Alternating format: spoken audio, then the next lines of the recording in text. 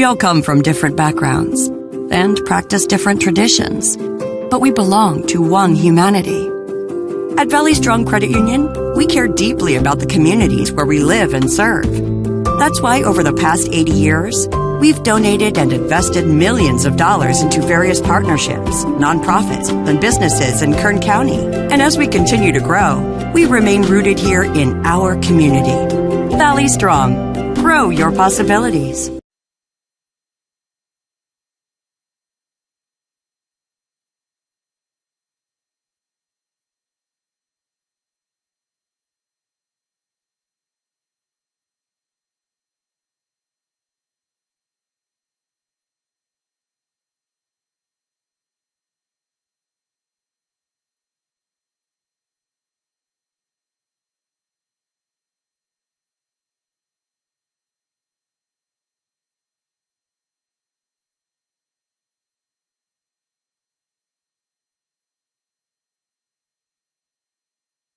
Raise him up. Well, a very good evening, ladies and gentlemen, and welcome to the Kern High School District's live exclusive coverage of high school activities in the Kern High School District. Tonight, it is athletics, it is football, and it's the beginning of league play. How about this? The Highland Scotsmen at Scotland Yard welcoming in the Independence Falcons. They both come in ready to go at Scotland Yard, and it is underway. The ball is up. And Highland in all whites tonight. It's homecoming. They will let this ball trickle into the end zone, and it will be 1st and 10 for the Scotsman. Head coach Miguel Gutierrez for Highland. For Independence, of course, Tyler Schillhobble. 2-2, the Falcons are. 2-3, the Scotsmen are.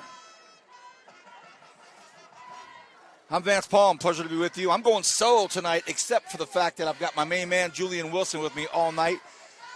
I said, J-Dub, just make sure your headset is on and your microphone is cued.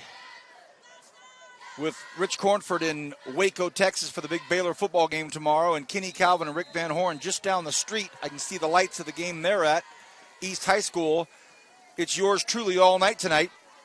I'm looking forward to it. Hope you are. 1st and 10 for the Scotsman. Jojo Mata starts off with a pass to the right side to Safa. And Karam Safa pulls it in. Jojo Mata, the senior, we've called his name about 967,000 times in his career. Safa already with his first catch of the evening. Again, Independence on the left side of your screen, and all Merlot, Burgundy. And the Scotsman going east to west on your screen. On the compass, geographically, they're heading due north, right into the Panorama Bluffs. In motion, Gonzalez, a hard count, flags fly, and Mata's already got him. It'll be 1st and 5 for the Scotsman. And we had a big game up here earlier this year. The Scotsman hosted the Stockdale Mustangs. It was close for a bit, and then Stockdale pulled away. We covered these Independence Falcons over at Centennial, and that one we thought was going to shape up to be quite the battle, but doggone it, Independence just kept stubbing themselves in the toe. They turned the ball over 5 or 6 times, and I believe on 5 of the 6 consecutive turnovers, the Golden Hawks made them pay, and they scored. So that one got out of hand quickly, and Coach Schillhobble had one of those games that, hey, we just put it behind us and say goodbye to it, and here we go. On a 1st and 5, quick little shuttle pass out here to the near side. Venegas, George, picks up a couple. He delivers the hit.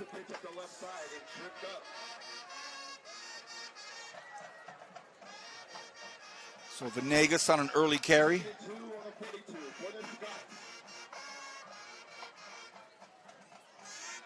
Hurry up offense, 2nd and 2 at the 42-yard line.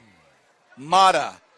They stay on the ground. Nice job up front by that Independence defense. Looks like that might be Deion Johnson one of the two Falcons in there to make a hit, as well as Jay Blackett. So Blackett in on it as well. Scots do pick up a first down.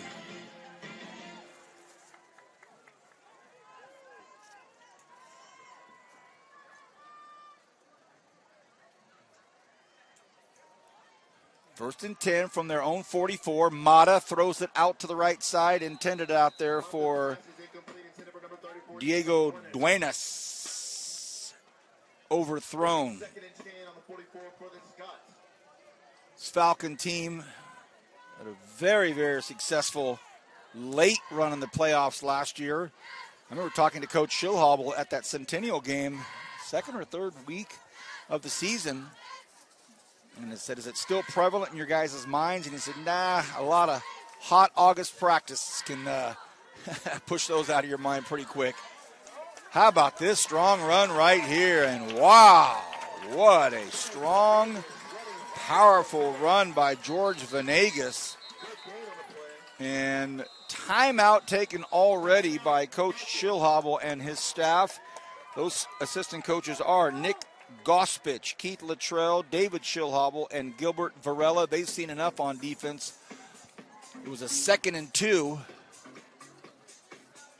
And they saw a 7-yard carry with 5 Falcons on his shoulders after being contacted on the line of scrimmage.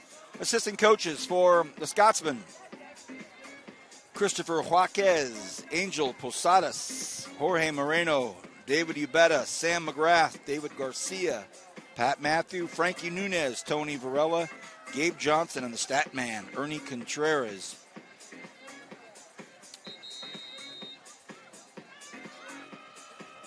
So we're just underway. Great to have you with us.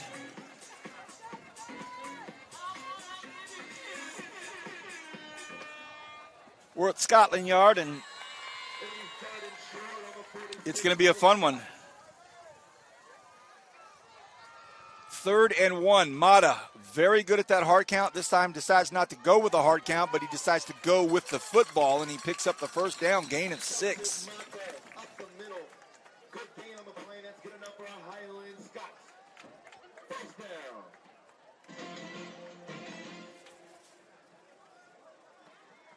So just some power running on a 3rd and 1 behind their QB. 1st and 10 now at the Independence 40-yard line.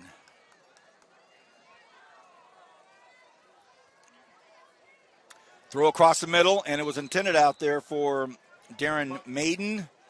Incomplete. This pass is incomplete. Intended for number 2, Darren Maiden. It'll be 2nd and 10 on the 40 for the Scots. Before we get too far into the broadcast, I want to make sure we wish a very happy Highland Scotsman birthday to senior running back and strong safety, jersey number 28, Adrian Juarez. Happy birthday, Adrian. 2nd and 10. Mata decides to keep it on his own. He's hit. Fumble, ball's on the ground, and it's picked up. Looky here. How about this? Independence picks up the ball, scores. There's some activity afterwards, but how about the big guy picks it up and rolls with it?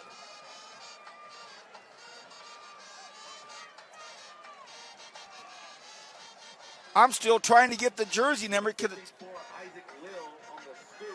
There you go. Thank you. It's Isaac Leal. Leal with the scoop. His jersey was tucked under his pads, so I was unable to get it. But the binoculars in the announcer's booth, thank you, brother. How about this? Here come the Falcons out of nowhere. Highland looked like they were making things happen on offense. And, a sketchy shotgun start for Ellis Prince. That, I don't even know that it was a keeper. I know the PA announcer giving him the benefit of the doubt. I don't even know that that was a keeper. I think he actually just he bobbled the snap and missed the handoff, and that was scary. Almost gave the ball right back Loss of 2, 2nd and 12. We're in the first quarter. I'm Vance Palm with Julian Wilson. This is the Current 9 Network. Pleasure to have you all with us tonight. The Falcons were trying to hang on. They were on their heels a bit because that Scotsman offense was doing it, but a turnover, scoop and score. Now, Prince Ellis, the lefty, goes to his right and goes to his left, throws to his left, his dominant side, and floats a little high, and that's incomplete. That'll bring up 3rd and 12.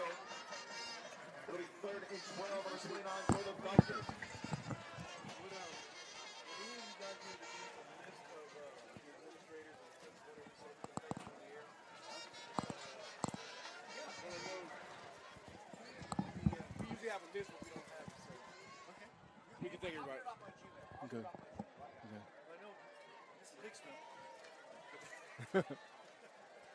Inside trap, Anthony Rico.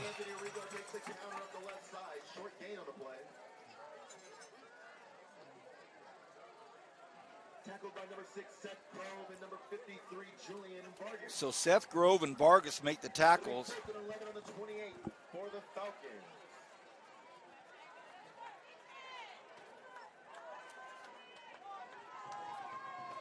Big 4th and 11. Falcons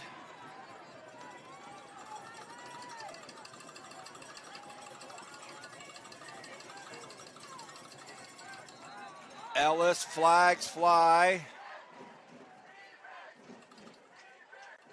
Flag on the play.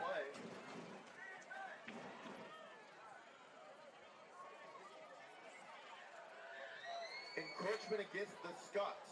So 4th and 11. That'll make it 4th and 6. On the 23. So Ellis in the shotgun. Double splits. Hard counts again. Almost got the Scotsman again. That would have made it 4th and 1. Now Ellis is going to have to take the snap. He does. Drop, step back, stake. He's in trouble. Goes to his left, looking for it to release. Cuts back upfield. Does he get the first down? Oh, it's close. I don't think he got it. It's going to be super, super close. As quick as he is, some really good closing speed by the Scotsman, and they hold the Falcons, but Prince Ellis trying to find a receiver open out there on the flats, and they couldn't break free, so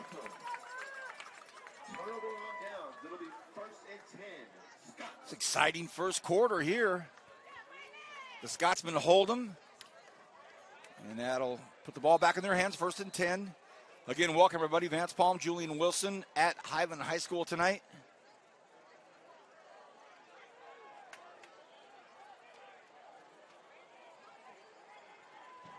And it's Mata in the shotgun again, trying to make things happen for a second straight series. Wants to go deep, launches it, and that is thrown 50 yards in the air. But over everybody. It'll be 2nd and 10 on the 18 for the Scots.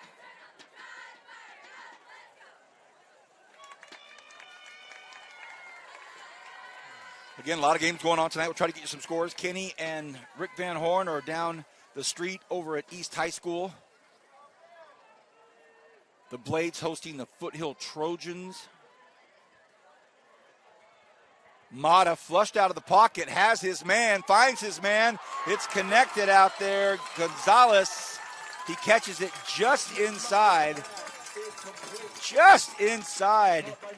the sidelines. What a beautiful catch. Great pass. Mata able to keep that focus and drop it right in his hands. Watch a nice play right there by Jojo Mata. Beautiful throw and catch by Mata and Gonzalez. It'll be 1st and 10 on the 48. So that brings it up just shy of midfield for the Scotsmen. Didn't take long for them to get back right in front of our cameraman. 7:28 remaining here in the first quarter, just underway. Beautiful night here in Bakersfield, California. Mata fakes it, keeps it, and he gets about 6 yards up to about the 46-yard line. Final football game of September already, if you can believe that. Already the last September football game. in 2022. Seems just like yesterday we started this thing mid-August when it was 117 degrees. 2nd and 4. Mata has Venegas to his left. 2 receivers out to his right, 1 to his left. Quick throw out here to the left. He connects with Valletta. Valletta is wrapped up and no whistles yet. Oh, and they're going to go ahead and throw the flag, and it gets wild after. Heads up, heads up, heads up, heads up. It's homecoming, everybody. It's homecoming. Come on now.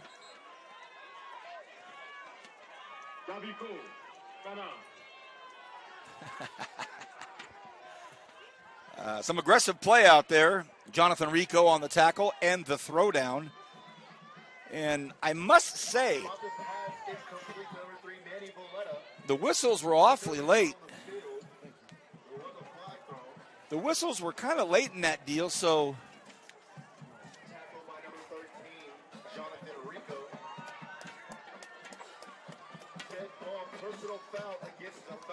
Rico goes in to make the tackle.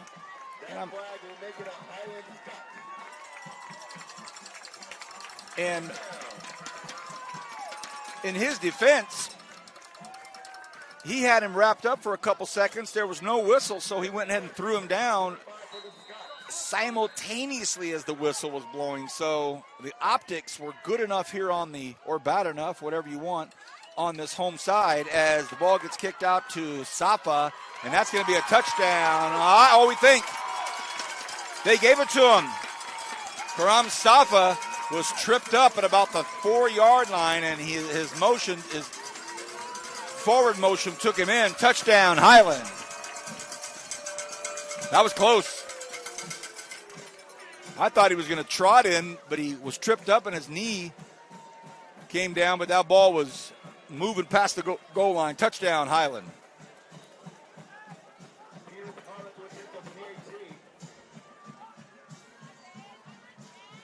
.625 in the first quarter, and Scotsmen strike first.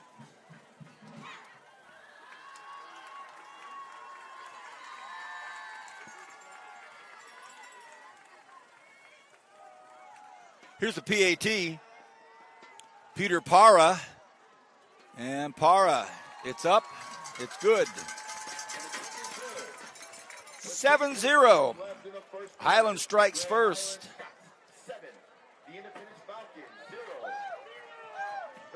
I'll reach out here in a bit for some scores. Right now, our focus is on this game that we're at right now.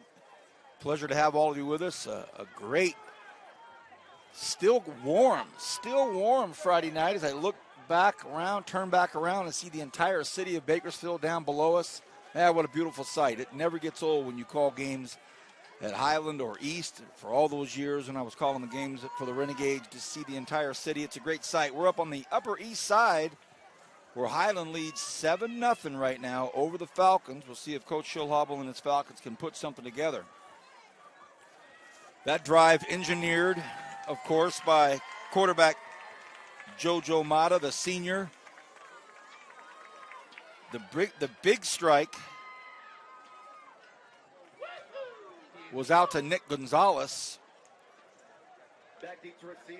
But then the unsportsmanlike conduct call against the Falcons on another pass play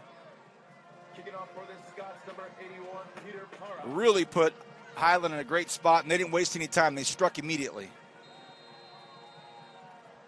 Kickoff team. First time out for Highland tonight. That's short. That's going to be an 8-iron, and it's going to be handled at the 15-yard line by one of the big guys. He can take a hit, but he can't escape these Scotsmen. That's Dion Johnson. Or was it? Sorry, Jorge Pineda. So big JP, you're not going to hurt the guy, but he couldn't elude the speed of the kickoff team, but he hopped up and he helped one of the 3 Scotsmen it took to bring him down.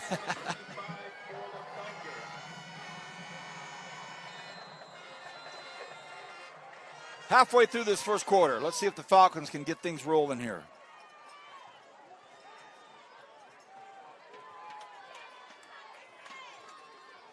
Prince Ellis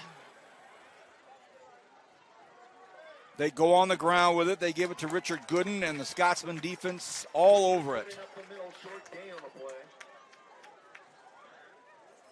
Tackled by number 21, Nick Gonzalez, and number 53, Julian Vargas. It's homecoming tonight. I may have a guest. I may have a guest at halftime for a couple of minutes. Second and 8 on the 27 for the Falcons. Try to capture the essence of what it means to be a freshman in high school. Homecoming. See if I can get lucky enough to grab a freshman guest. Try to capture the moment. Ellis floats one up, has his man, it's caught, it'll be a race to the end zone. Oh, it's no race whatsoever. Anthony Rico puts the afterburners on, done. He actually had to slow down for the pass. He caught it, took one look at Jordan Salcido and said, see ya, touchdown, Falcons. Prince Ellis to Anthony Rico, gone.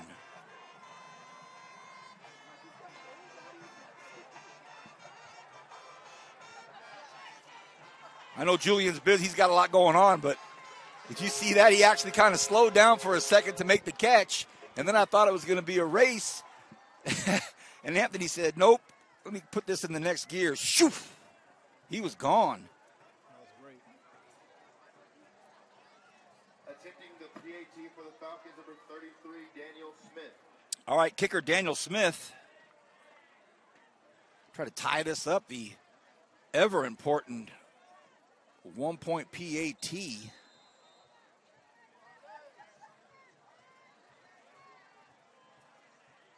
Snap is good, hold is good, and he gets it through. We will take a short break. We're tied at 7. Got a nice one building right here at Highland.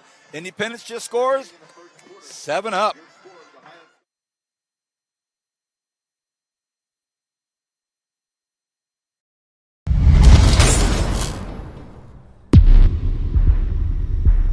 We all come from different backgrounds and practice different traditions, but we belong to one humanity. At Valley Strong Credit Union, we care deeply about the communities where we live and serve. That's why over the past 80 years, we've donated and invested millions of dollars into various partnerships, nonprofits, and businesses in Kern County. And as we continue to grow, we remain rooted here in our community. Valley Strong. Grow your possibilities.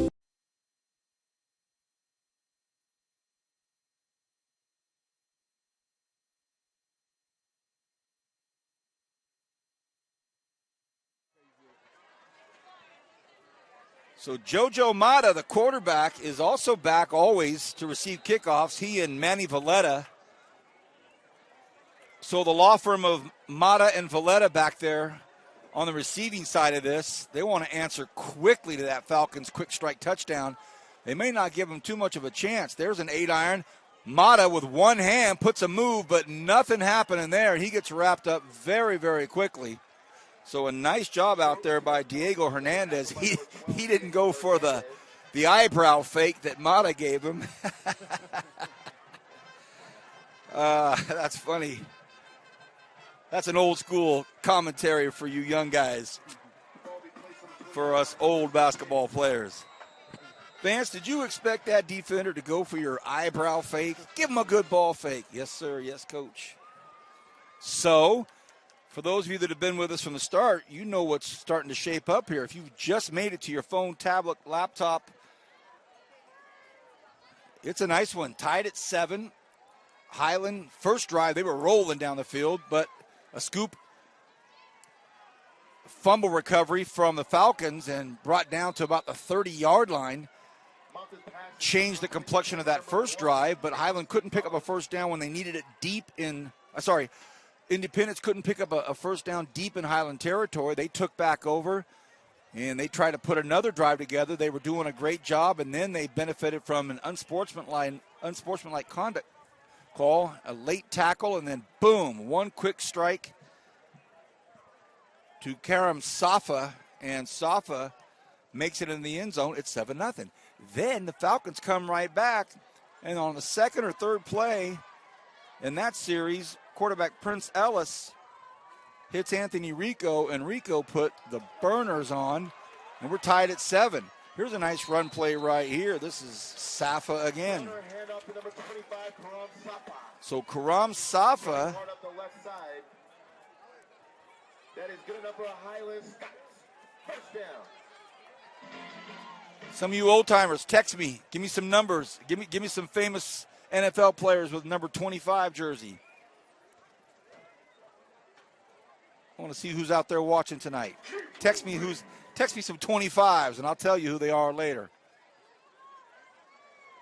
I see that jersey, and right away I think of one. Here's a 24 for you. And strong run by George Venegas, but Independence hanging in there tough. We saw this when the Falcons played the Golden Hawks. Their defense was just on the field so long and so often that they were worn down towards the third quarter. But before the wear down, man, did they have some big hits and some nice tackles. We're going to dip below the 4-minute mark here right now. 2nd and 6. Mata fires out to Safa.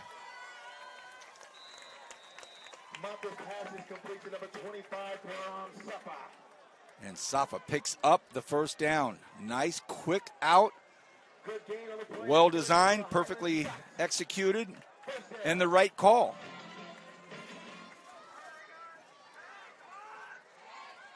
He did not get out of bounds. Clock continues to tick.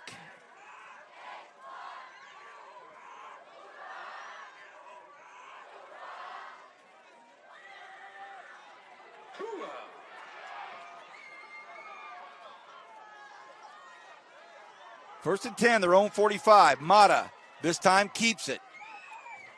They've been pretty steady Eddie on the ground tonight. A couple of passes, a couple of nice passes, but as we know, if Coach Gutierrez has a running back / quarterback / running back who can just happen to throw, we're going to see more legs than arms, I think. And then right when I say that, JoJo's going to strike.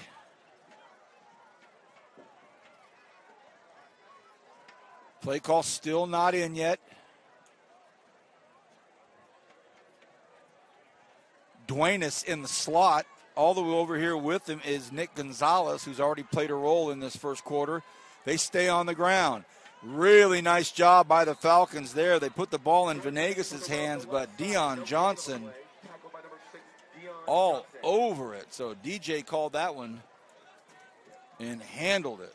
3rd and 5 on the 50 for the Scots. Brings up 3rd and 5, a long 5. The ball's on the front end of the Highland 50-yard line. Mata, they try to run it up the middle, and the Falcons have none of it. A big stop inside Falcon territory, about the 48-yard line, but nice job by Independence. Again, Johnson in there and Jamie McQueen. McQueen in there on the tackle. So here's a 4th and 3. No question about it. The Scotsmen are going for it. Mata already has caused the Falcons to jump early in this game for a 5-yard penalty in their first series. So coaching staff has let the Falcons know don't do it, and they didn't. So in motion was Nick Gonzalez. Will he run to the other side? Time is slipping into the future, and they call a timeout. So a timeout on the field. It's 4th and 3, 1:22 remaining in this first quarter. Fun ball game. I'm Vance Palm. I'm joined by Dr. J, Julian Wilson. Where's your mic at? Which one's your mic? I'm right here. Oh. Can you hear me? I can. How's the week? How's everything going? Everything's good. Hey, we're able to be here. We're able to do this for the network and for these kids. What's better? I don't know.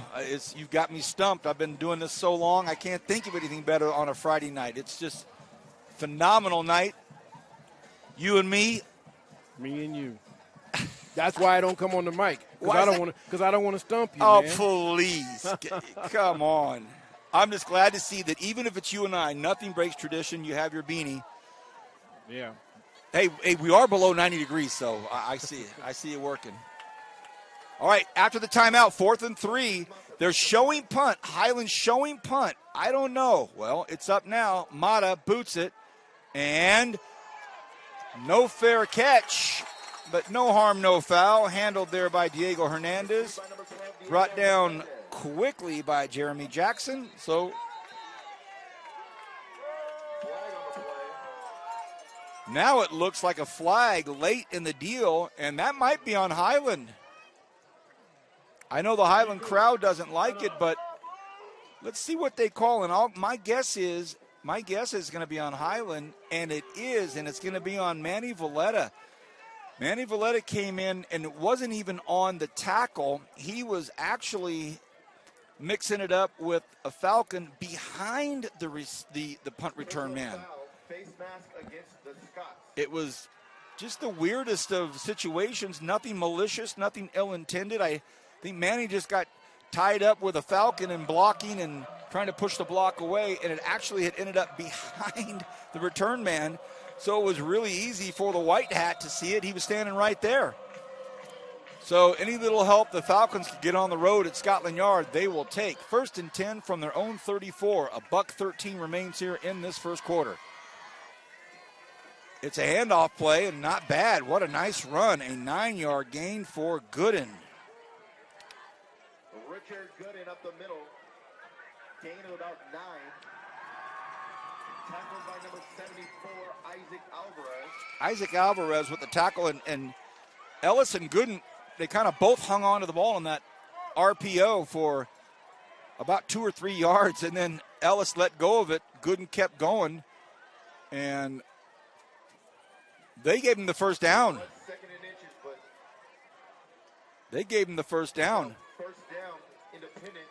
And they brought him down. The tackle was made right below me. I mean, I'm about the 45-yard line. And that ball was right below me. I thought it was close. Didn't know they'd give it to him. They go to Gooden again. And now Coach Schilhobel sees something he likes, and it's right behind center. But dare I say, with Prince Ellis unleashing a bomb to Good gain on the play. Anthony Rico earlier, the Scotsmen certainly have to be aware of that. And that'll do it for the first quarter. We're tied at 7. What a nice ball game. Hope you're enjoying it on the Current 9 Network. We will be back. We're all tied up after the first half.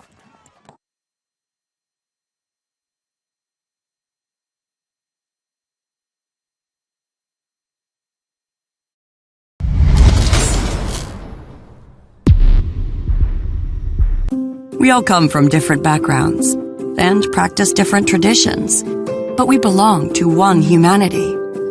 At Valley Strong Credit Union, we care deeply about the communities where we live and serve. That's why over the past 80 years, we've donated and invested millions of dollars into various partnerships, nonprofits, and businesses in Kern County. And as we continue to grow, we remain rooted here in our community. Valley Strong. Grow your possibilities.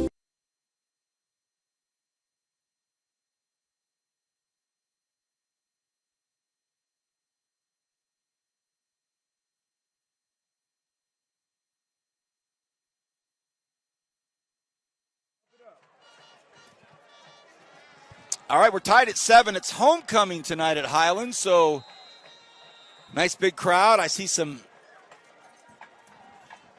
festivities. I saw some festivities prior to kickoff.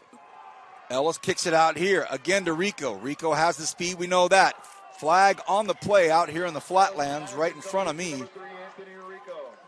Flag on the play.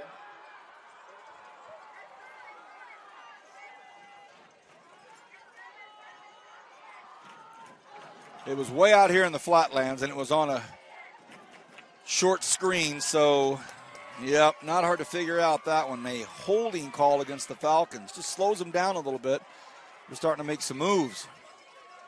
Moving against the Falcons.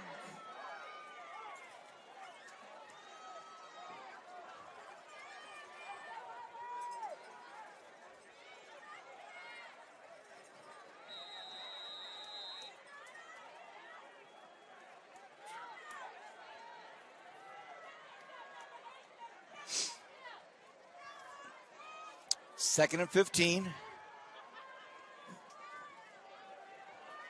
That's some good blocking right there by the Falcons. Nice tackle, some good hits. Oof, big pop right there by Darren Maiden.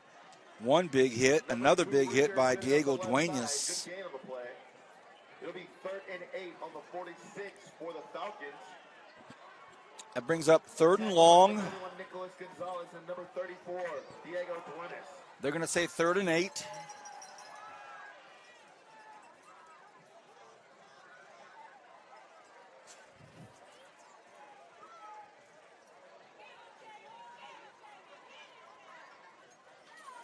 Ellis has Gooden behind him. Confusion. Ellis has to make a move, and Gooden went on the wrong side, or Ellis went to the wrong side, but the handoff did not take place.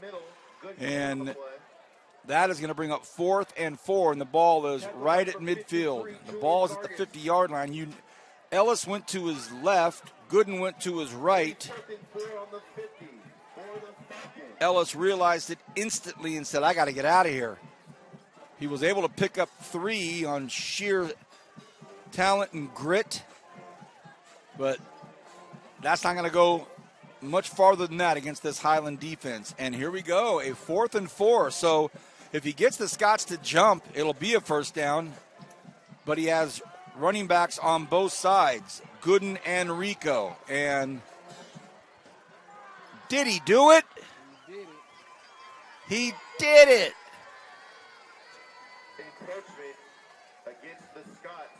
Might have got the Falcons in the first series of the game, but I'll tell you what, Ellis got him at just an important part of the game, and here comes the speed of Rico. Hey, Kern County, when I tell you this kid has got some speed, I'm not joking. Anthony Rico up the right side. I mean, he basically was done in the backfield and picked up 4.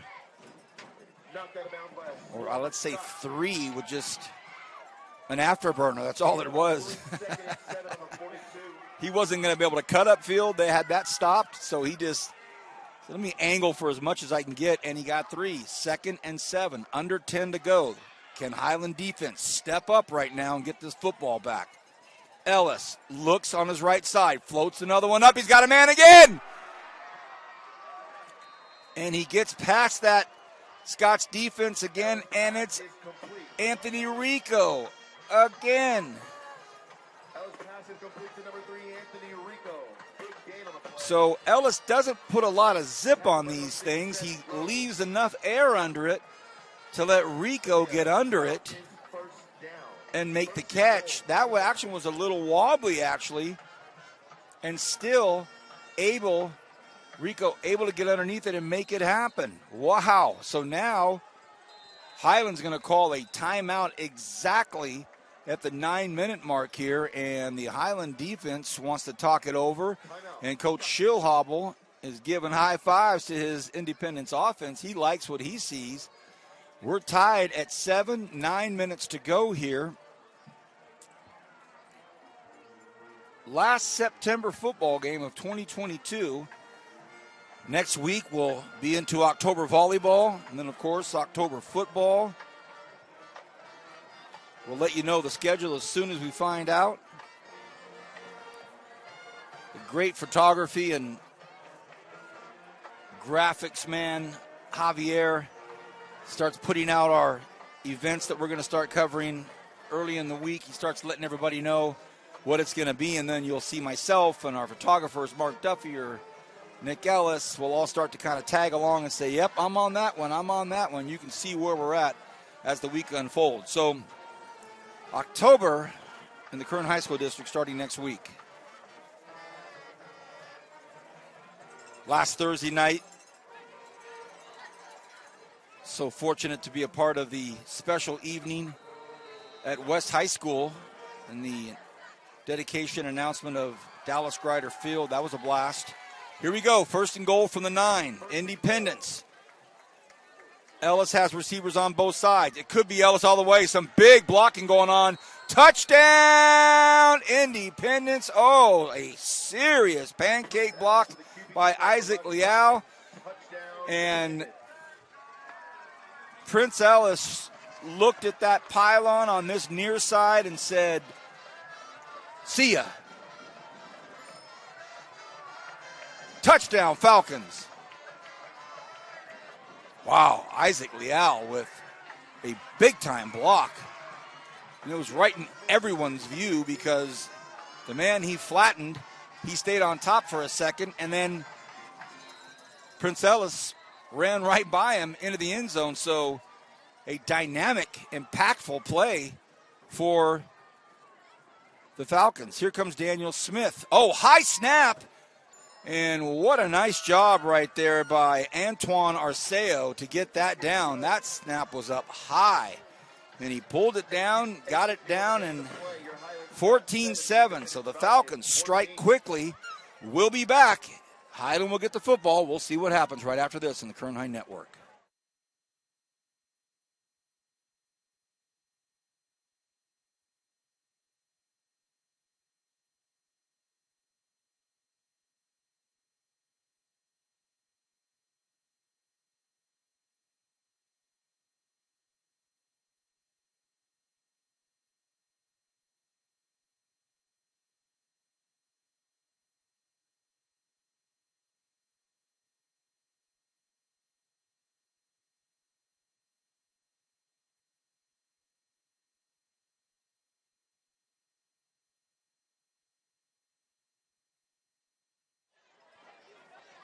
Julian made a great point.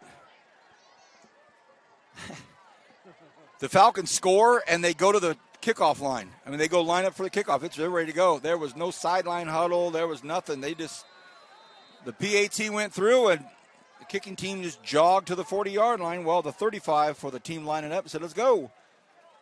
Here's the kick, and Smith, 7-iron to about the 13-yard line. Will it be a reverse? It's a fake reverse. And a flag. It'll definitely be a horse collar, and let's see what happens at the end of it. So the return man, Manny Valletta, looked like he may fake the reverse to JoJo. He did not. He kept it, but he was grabbed from behind a visible high optic horse collar.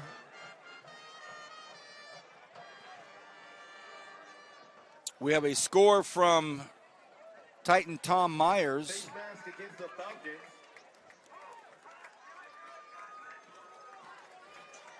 Frontier 7, Ridgeview 0 in the first quarter.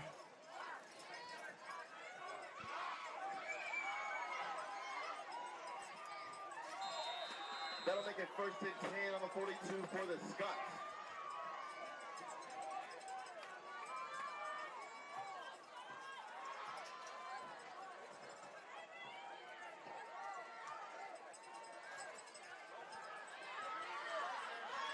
Mata's in big trouble. And is that a flag? There's a flag right in the middle of the scrum at the 35-yard line, and it is a face mask on Independence. So it looks like it might end up with the penalty.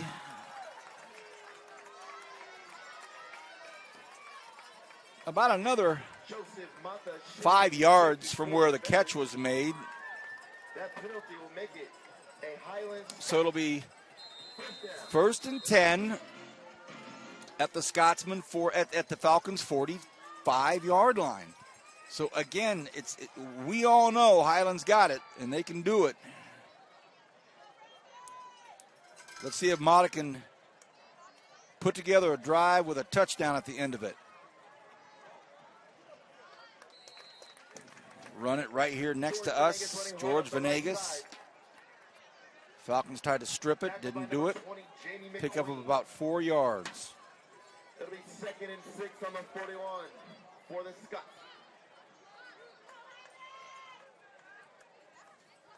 Keep moving.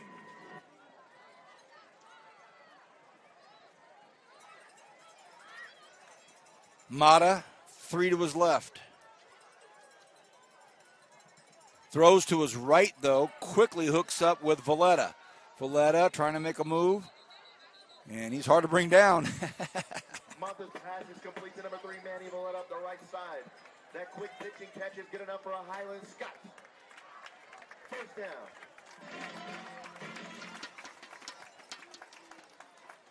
Highland again, putting together something nice. To infinity and beyond.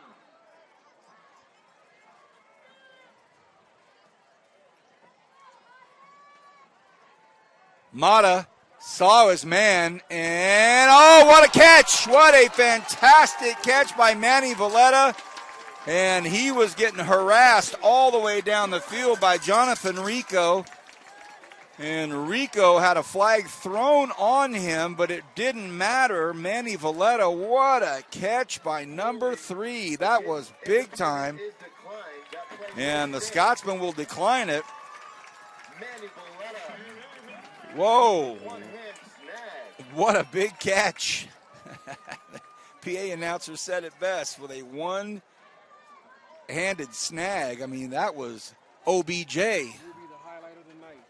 Oh, Julian Wilson. Confident that that will be the highlight of the night. So we can go home. It's over. All right, first and goal from the 8. As I had just proposed, with a question. Can the Scotsman score?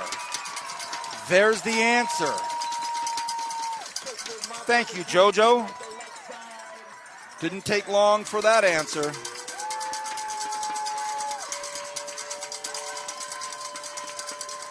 Two good defenses here. This is not a score fest, but these offenses have some firepower, and they're doing their job too. Here's the important PAT by Para.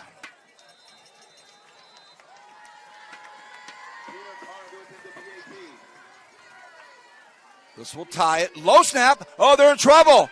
And they don't get it off. It was a low snap, and it had to get scooped up. And a flag on the play after this. So first, let's cover the fact that Quadras tried to go down and get it and could not collect it soon enough. So the PAT was thwarted, but then a flag flies in a circle of Falcons. So one of the Falcons must have said something right as they were running by the official. And if you're Coach Tyler Schilhauble, that is going to cause some Falcons to be running on Monday.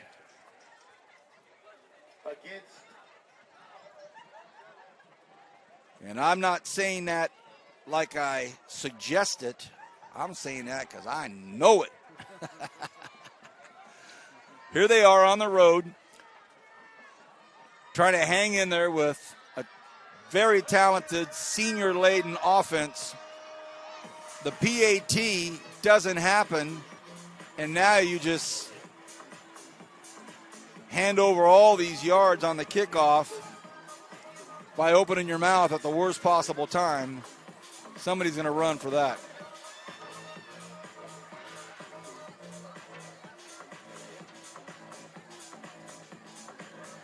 So now they'll march it off. And the reason it's damaging is because the Falcons' offense, you give them field position, they're going to take advantage of it. They're going to make something happen. They're going to do some damage as they have been. But now all of a sudden, you're taking the ball out of your return men right now. You've got Gooden and Rico back there. You just taking it out of their hands. If Peter Parra does what we think he's going to do, all he's got to do is kick it 45 yards to cross the goal line, and the Falcons will have to start on the line of scrimmage. So let's see what Peter does. And it's gone. So it was Gooden and Amarius Rowell, not Rico back there, but they get no chance. So the nuances of football and momentum and field position,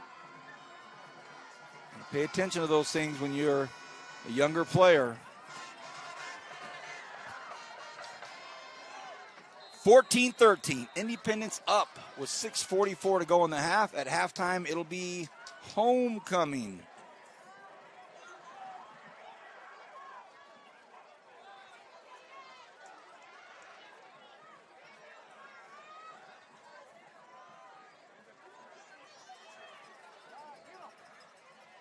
Ellis in trouble. Boy, he's speedy. Great vision, can make great moves. But boy, that defense up front for the Highland Scotsmen, they're piecing together the positioning and the placement that they have to put themselves in to keep him, meaning Ellis, from getting loose.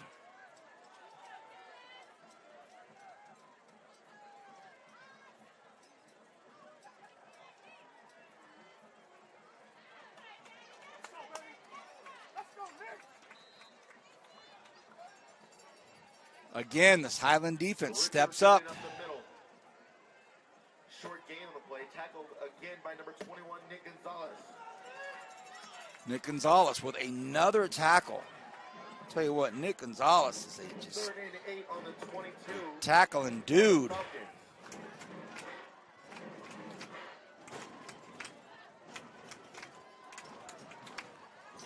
First time that it's been a long third down for a while for the Falcons. 3rd and 8, deep in their own territory. Looks like the Scotsmen are coming after him. They are. Ellis finds his man, wants to throw it, tosses it, and they had 2 receivers out there. And for a second, it looked like Arceo was looking at Rowell saying, is it for you? If it's for you, I'll back away. And Rowell was looking at Arceo saying, if it's for you, I'll back away. And they both slowed down. Oh, man. Good pressure by Highland Scotsman.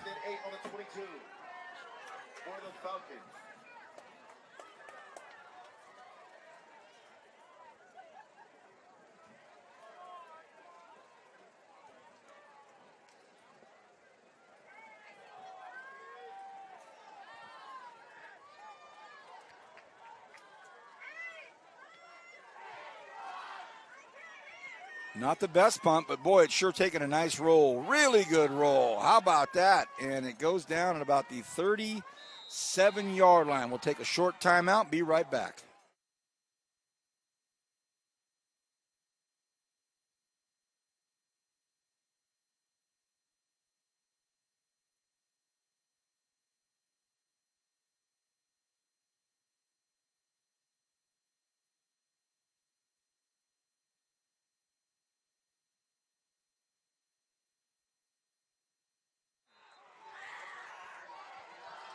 .509 remaining in the first half.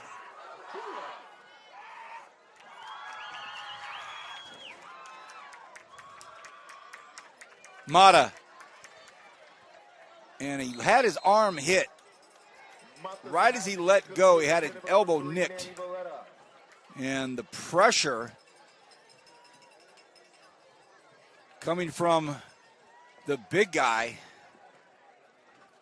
Xavier Campos, he was putting some serious pressure on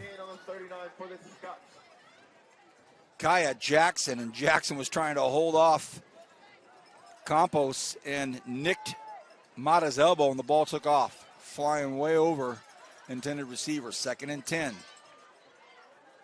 In motion, Gonzalez. Mata wants to keep it. Mata looking for some yardage. He's got it. He's in the middle of the football field. Flag on the play. It's going to come back, and Mata, a big-time touchdown, but we think we're going to see a clip right in the middle of the football field. At least I saw it. Maybe I'm wrong. But Manny Valletta clipped Jonathan Rico, and it's all coming back. Coaching staff and the Highland Scotsmen don't like it. They think that and feel that Valletta was trying to get out of the way, not clip Rico. I saw it, would never make a judgment call on it. But when the flag came out, it really could only be one thing, and it was a clip. So the Falcons, with 4:48, avert a big-time score by JoJo Mata, and I'll tell you what that does. Certainly gets JoJo's legs rolling. Now he's starting to feel it. He hands the ball off this time to Venegas. And Venegas picks up the first down.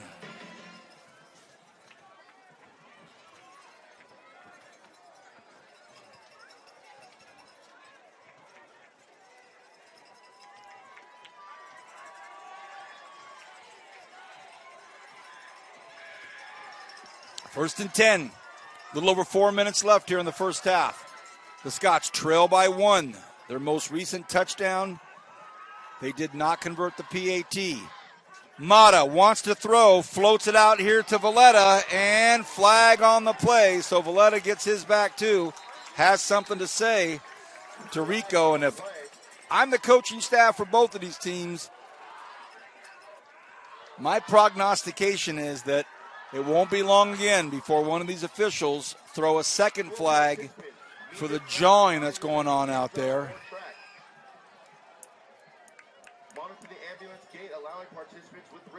And it's not easy. It's tough to control the emotions out there. When you get called for something you didn't think happened and then somebody does it to you, you just want to innately run that back and say, that one's on you. A lot of jawing on that gridiron. You just want to make sure that you ride that fine line.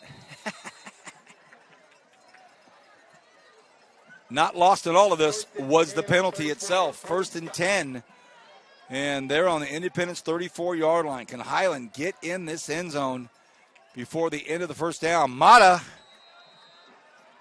and number 5 is hit by number 5, Jorge Pineda. And Pineda is a low-to-the-ground linebacker. When I say low to the ground, that is a tough, tough load. Big, big guy.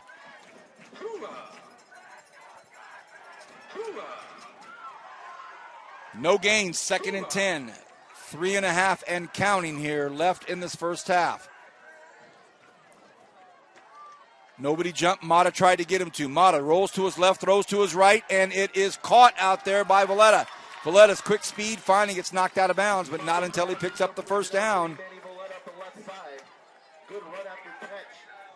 First and 10 Highland.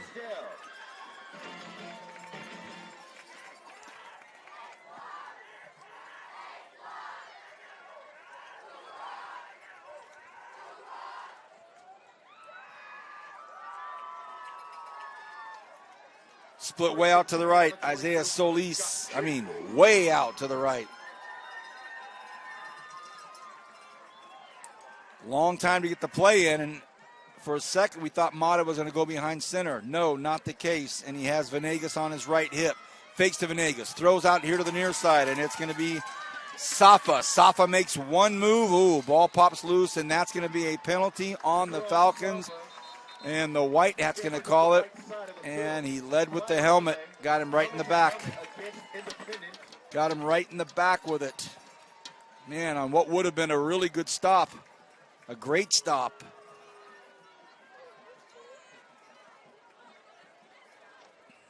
And Deion Johnson will jog off for a second. And now it's going to be first and goal. I think, first and goal from the 10. First and goal from the 10. Can Highland get in? And will they go for 2 if they do get in? First and goal on the 10 for the Scots. Venegas on the right hip of Mata. The inside handoff. Independence not having it. Safa on the counter play. Tackled by number 4, Jay Blackett. Maybe picked up a yard or 2. Maybe. Second goal from the 8. 2.5 and counting here left in the half.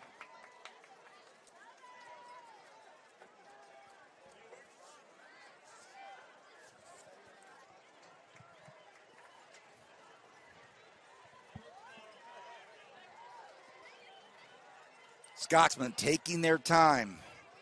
Second and goal. Austin Hernandez on the upper left hip of Mata. Venegas behind him. They give it. He keeps it, and he's wrapped up. A perfect defensive call by the coaching staff. Just perfect.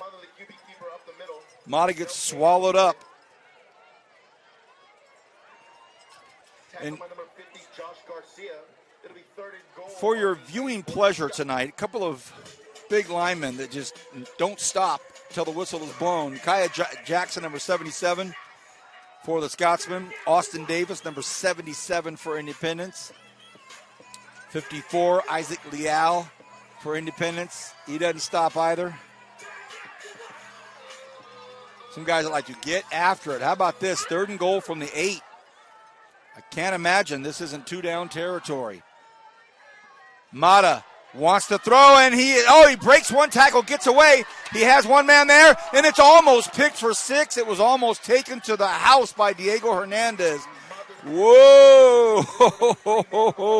Mata was almost sacked. He breaks free, and then he found his main target, Manny Valletta, over in the end zone. He let go of that ball, and I thought I was going to be calling a pick 6 call. Diego Hernandez was looking at a 95-yard sprint to the other side, but it did not happen. It goes through his hands. And so with 1:12 remaining,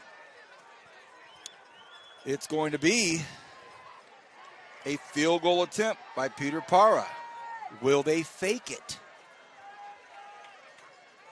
On the hold, Quadras again. There's the snap. There's the hold. There's the kick, and that is a beauty. So Parra gets it through.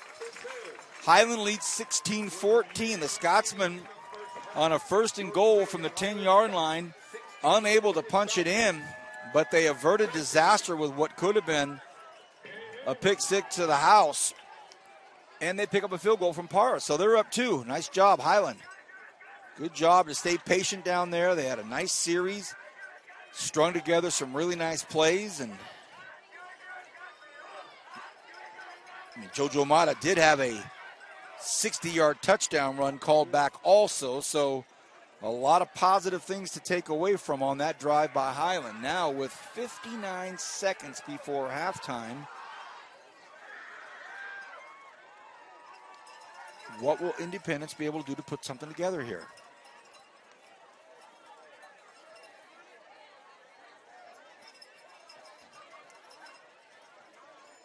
Back deep to receive for the Falcons, number 2, Richard Gooden, and number 3, Anthony Rico. We may have a few halftime frivolities for you at some point, maybe some optics from Julian. I'll be off of the microphone, but I may come back. With an interview. See if I can line it up.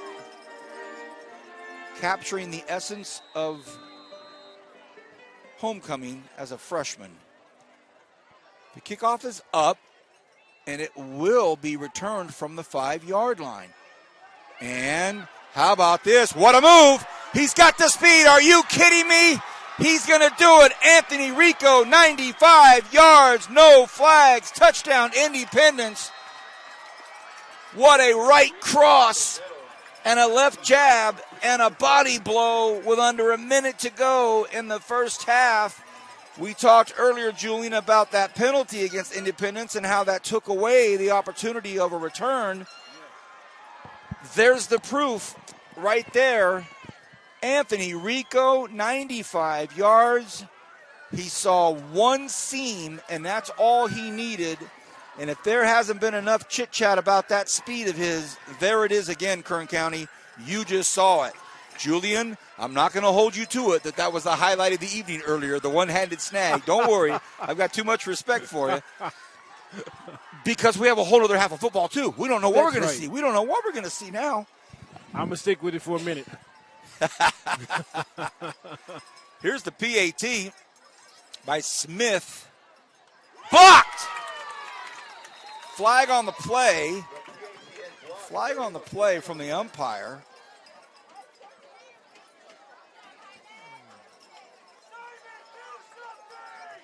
So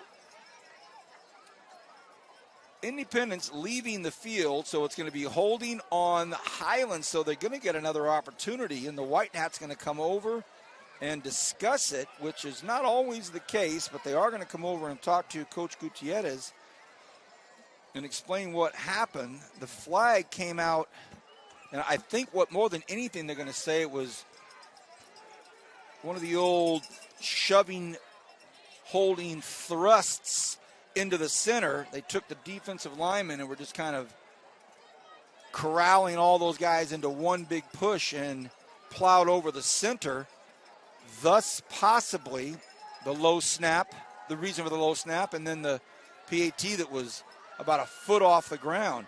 Now, A flag against the Scots. as on cue, Coach Schillhobel and his staff say, all right, you're going to give our offense some extra real estate to work with here. We're going to take it, and they're going to go for 2. So now you have Prince Ellis.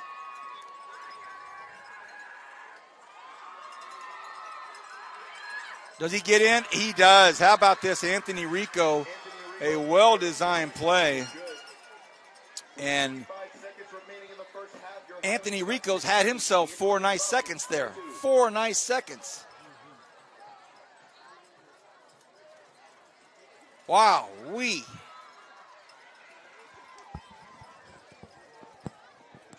a 95-yard kickoff return. He hit the middle of that seam at about the 35-yard line, maybe the 38-yard line.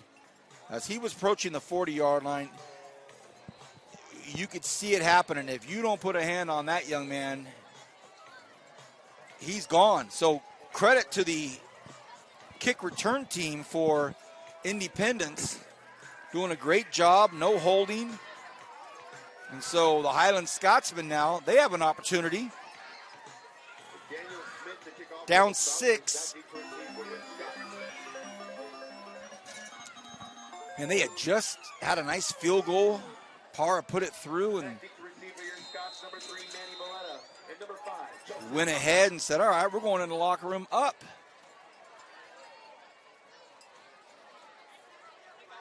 Only to have Anthony Rico do some damage.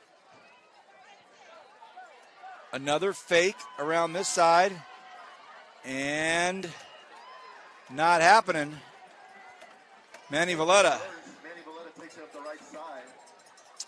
thrown down at about the 20-yard line. So with 46 seconds left, we'll see if Coach Gutierrez wants to try something, wants to make something happen, or if he says, you know, we're good. We'll go in. It's halftime. We'll regroup.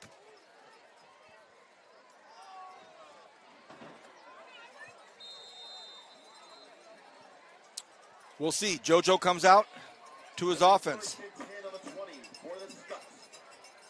Mata in the shotgun, 46 seconds. Splits 3 receivers way out to the left, 1 here to the right.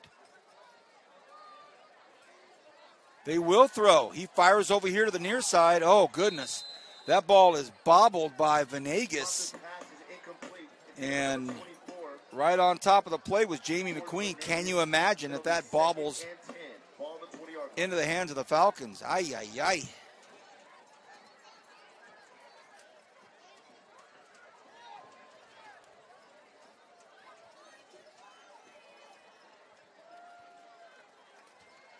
Second and 10.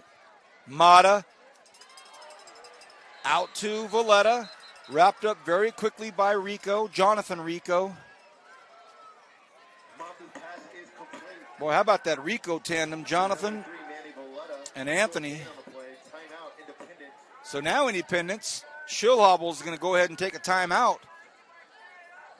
Why not when you have Anthony Rico, who could possibly be back to returning the punch?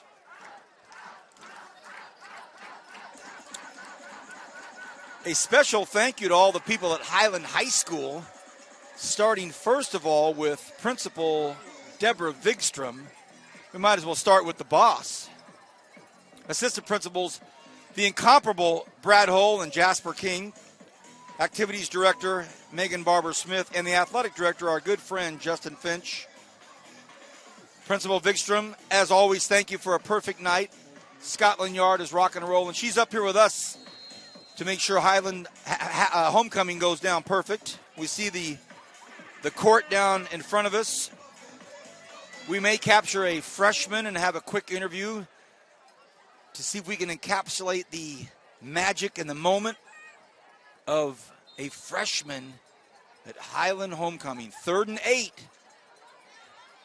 Coach Schillhobel probably going to try to stop this clock one more time unless the Scotsmen pick up the first down. Mata throws, picked off. It's intercepted by the big fella. Can you believe it? And it's going to go all the way. A pick six by Jorge Pineda.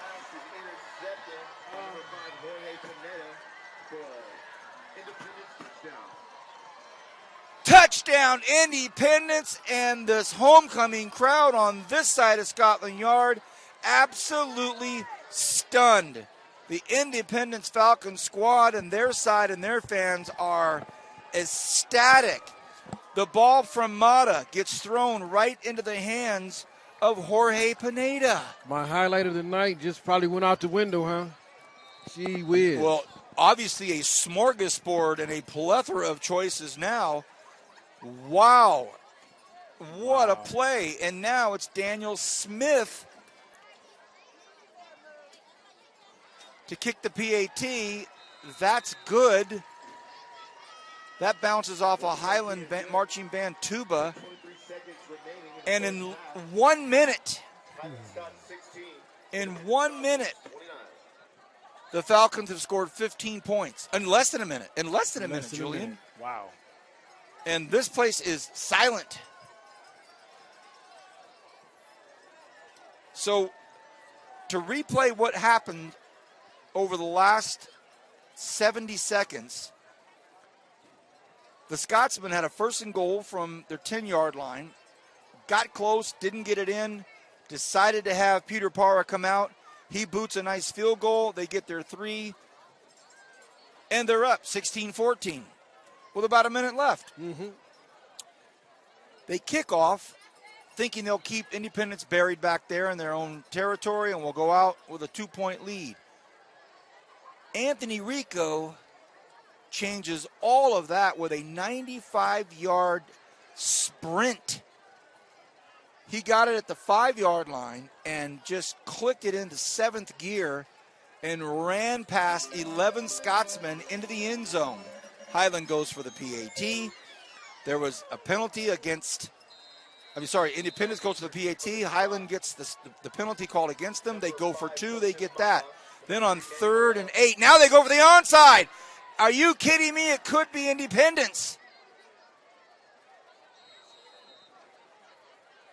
Oh, wow. And it's Darren Maiden that comes down. I wasn't even done describing the last minute, and they almost got the onside. Ay, ay, ay. So then Mata on a 3rd and 8 drops back and inexplicably throws it right into the hands of Jorge Pineda. We've talked about him being a low-to-the-ground linebacker. Mm-hmm. The ball ends up in his chest, and he just says, see ya, and bolts for the pylon, and they get the PAT, and all of a sudden, 29-16 Independence. Now with 18 seconds left, Coach Gutierrez has an empty backfield for Mata. Mata fires over to this side. That one is dropped. 2nd and 10. When I text out my update to all the fellas, they're going to say, what? Because my last text I sent out was 16-14 with 59 seconds left. They're going to say, wait, what?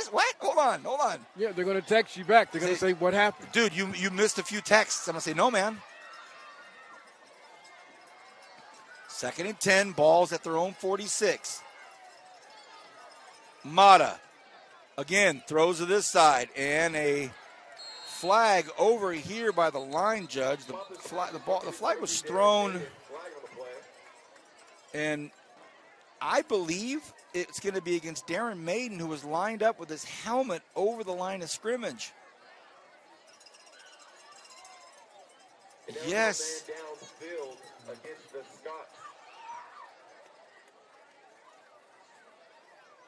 So a very frustrating last 70 seconds for the Scots coaching staff, players, and fans.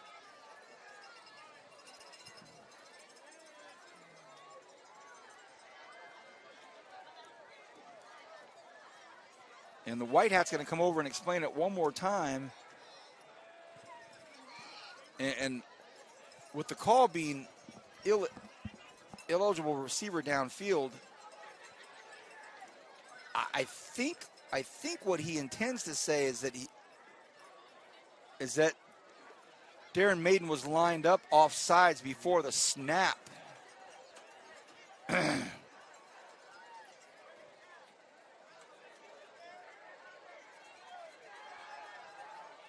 Now what's happening?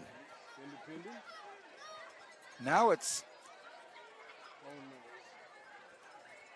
Well, with all that excitement to end the first half, this thing is ground down to an absolute halt with some confusion over by the line judge here making this call.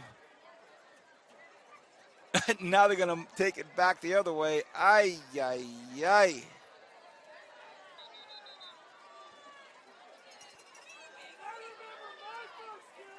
I'm not. And now they're going to go back the other way. Oh, yo. So no one really knows what's going on right now. The penalty is declined.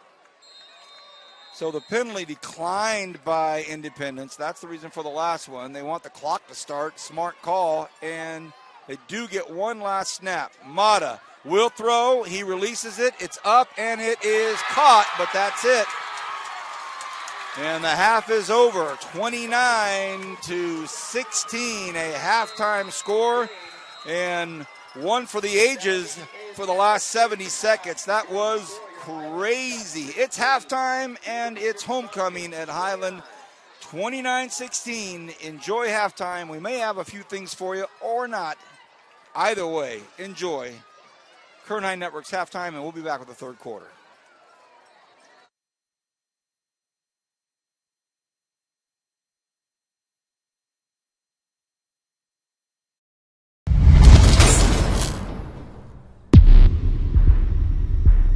We all come from different backgrounds and practice different traditions, but we belong to one humanity. At Valley Strong Credit Union, we care deeply about the communities where we live and serve. That's why over the past 80 years, we've donated and invested millions of dollars into various partnerships, nonprofits, and businesses in Kern County. And as we continue to grow, we remain rooted here in our community. Valley Strong. Grow your possibilities.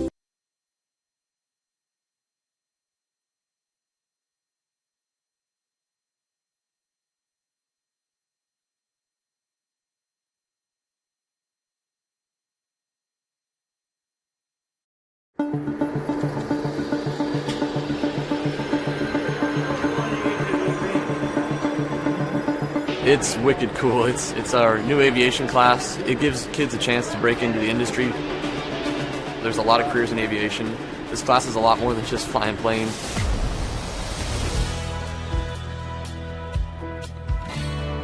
We've learned so much already. We've learned how to take off. We've learned instrument flight rules. It's something everyone can do, I think.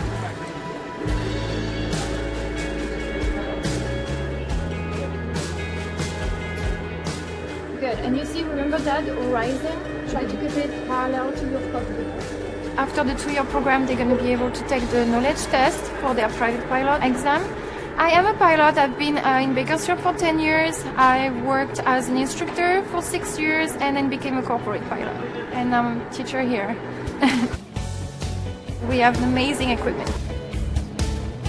Even flight schools don't have that much equipment.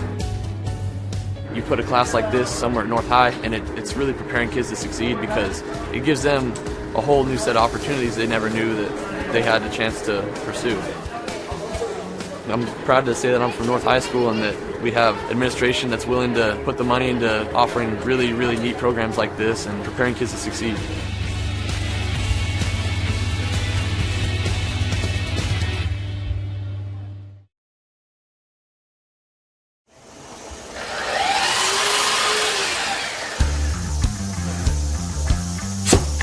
A lot of more hands-on activities, a lot more about woodworking and what to do, how to make a career for myself.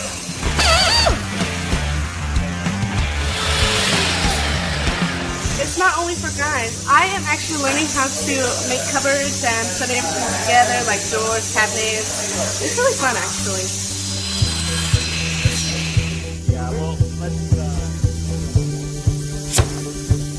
It's really amazing to see their growth over the course of a year and how they can come in with no real skill at all and leave being able to actually produce furniture and cabinetry. Houses need cabinets, businesses. Having a pool of resources or kids that have some knowledge in the industry would be real good. Pull down on that. Let's slide these up. Watch fingers. It's changed a lot. What I'm seeing here is what it's going towards. The CNC equipment, computers. I could actually build cabinets out of this shop. It's state of the art. It really is.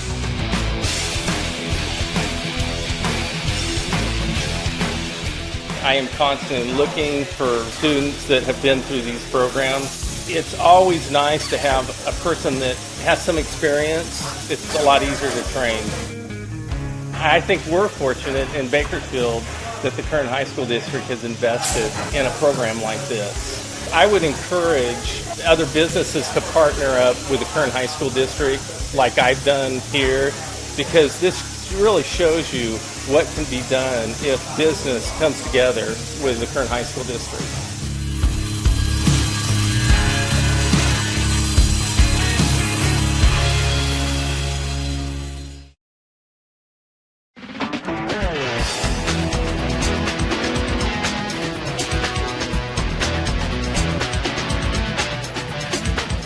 This is where we're going to train the kids to actually get jobs in the industry. We're going to give them the basic tools that they need, also the skills that they need to understand where they fit into the industry. All the animated things, because we have everything that we need in the scenes. They are learning the principles of animation, Photoshop. They're learning how to animate in 2D and 3D. And when you swap to that shape, then you're just going to drag these over here. The storyboard aspect of creating basically the skeleton of the story, and then just sort of directing people in my vision of what I want in the story. And it's also giving me the advantage of Mr. Plord, since he's worked at so many companies, being able to put it in my resume and be like, this is the art direction I've received.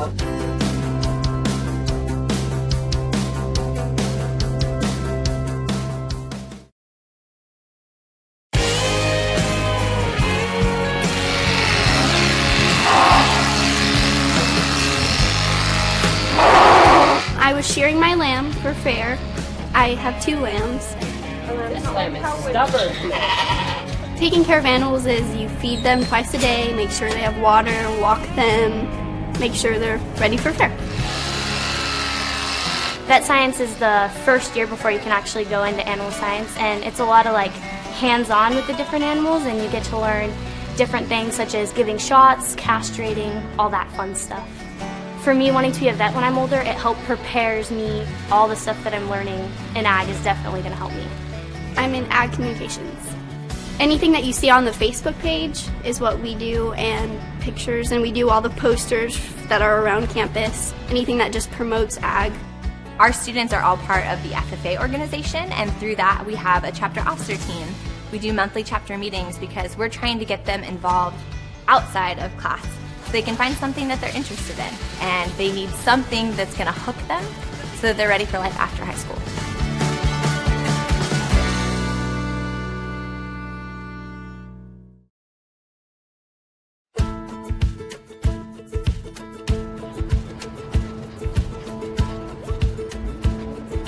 In animal care, the students learn a variety of things, whether it's tools or terms. In the veterinary field, they learn about the skeletal systems, animal nutrition, the housing, how to properly care for them. They also have the opportunity in the spring to actually go work at a veterinary hospital or at an animal shelter or a grooming salon. Animal restraint, weight and temperature, pulse, respiration, all of that I learned here. They take a state certified test, and if they pass, they become a certified vet assistant right out of high school. It's always hands-on, and so I think that's what really helps us, is that we're not just getting it from a textbook, we're actually doing these things, and we're actually practicing these things that we'll be doing in our future careers.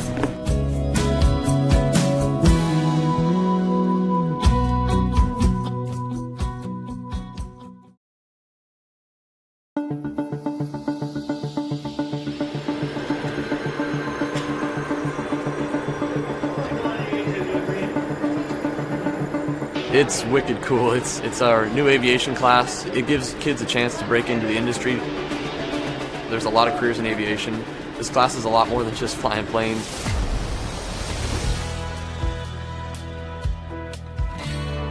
We've learned so much already.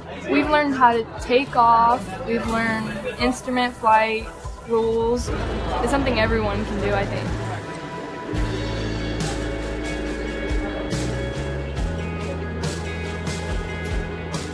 Good. And you see, remember that horizon?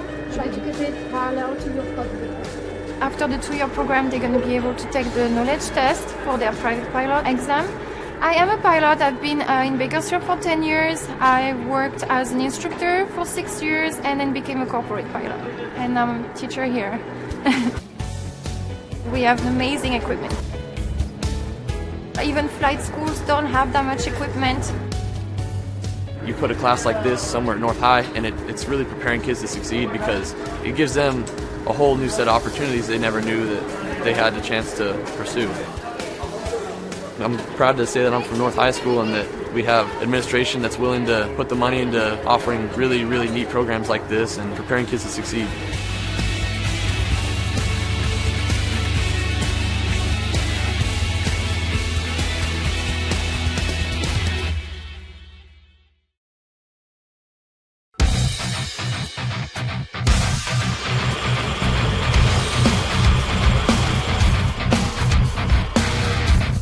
We're in manufacturing engineering. We design parts, 3D parts, 2D parts, we create assemblies. It's helping me get training and all of this stuff, like the computer programs that we have here, the machines that we have here. We learn a lot of math in here, mostly geometry and fractions, because I love math. That's why I'm in this class. Mr. Lemmy, he's a great instructor. So the problem is this piece itself. He really goes hands-on with us. He helps us as much as we can. We've learned a lot from him. Right now we're supplying students that are skilled in safety, basic operation of machine work, and then they also leave with some soft skills. They understand they have to be on time. They understand that they have to get up and talk to people. Most of them are walking out of here with a solid foundation in the entry level of a trade. They can have a job anywhere they go because they have a basic understanding of what it's going to take to put products out that people are going to use. Hopefully this is a good career for me. End up doing something good, have a good life, and make some money.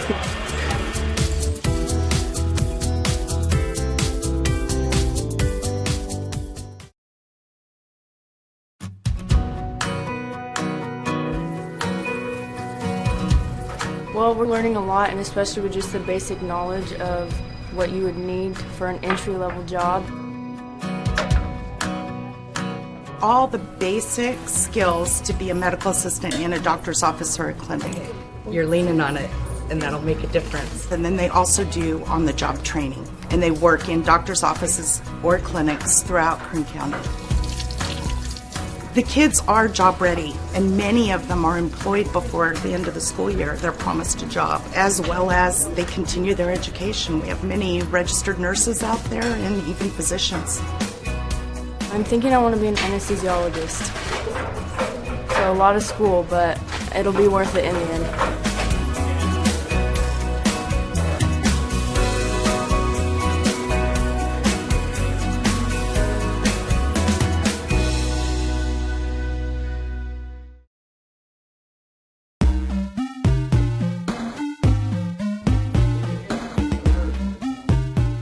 We're learning the different roles, what a game designer is, what they do, and how video games are made, and how to deconstruct them.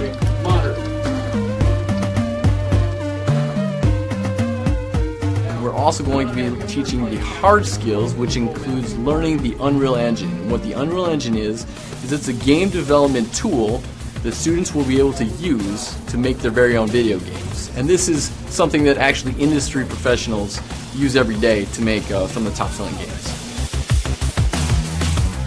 They're all the same size. You're all on the same plane. There's no undulating terrain or anything like that. Our instructor, he's really amazing. He encourages everybody. He's really fun, and he makes learning fun. So they've got top-of-the-line computers here, and they're set up to excel. I would be surprised if other students their age coming out of high school would have anywhere near the level of expertise that these guys are going to have.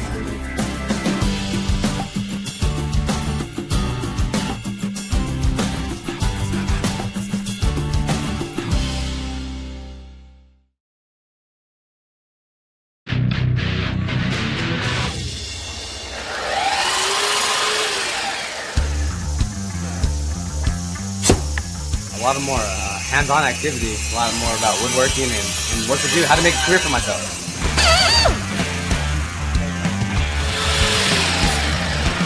It's not only for guys. I am actually learning how to make cupboards and put it together, like doors, cabinets. It's really fun, actually. Yeah, well, It's really amazing to see their growth over the course of a year and how they can come in with no real skill at all and leave being able to actually produce furniture and cabinetry. Houses need cabinets, businesses having a pool of resources or kids that have some knowledge in the industry would be real good. Pull down on that. Let's slide these up. Watch fingers. It's changed a lot. What I'm seeing here is what it's going towards. The CNC equipment, computers. I could actually build cabinets out of this shop. It's state of the art. It really is.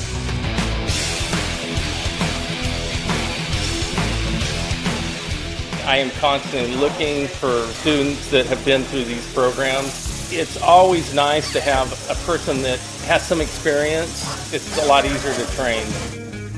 I think we're fortunate in Bakersfield that the Kern High School District has invested in a program like this. I would encourage other businesses to partner up with the Kern High School District like I've done here, because this really shows you what can be done if business comes together with the Kern High School District.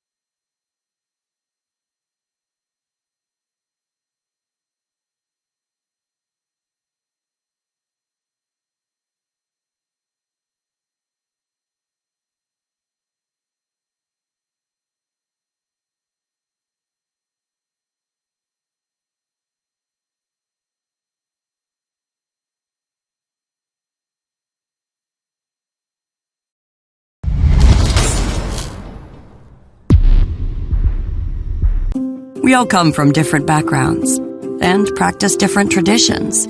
but we belong to one humanity. At Valley Strong Credit Union, we care deeply about the communities where we live and serve.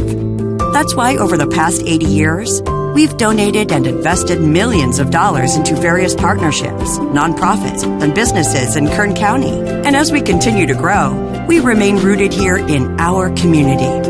Valley Strong. Grow your possibilities.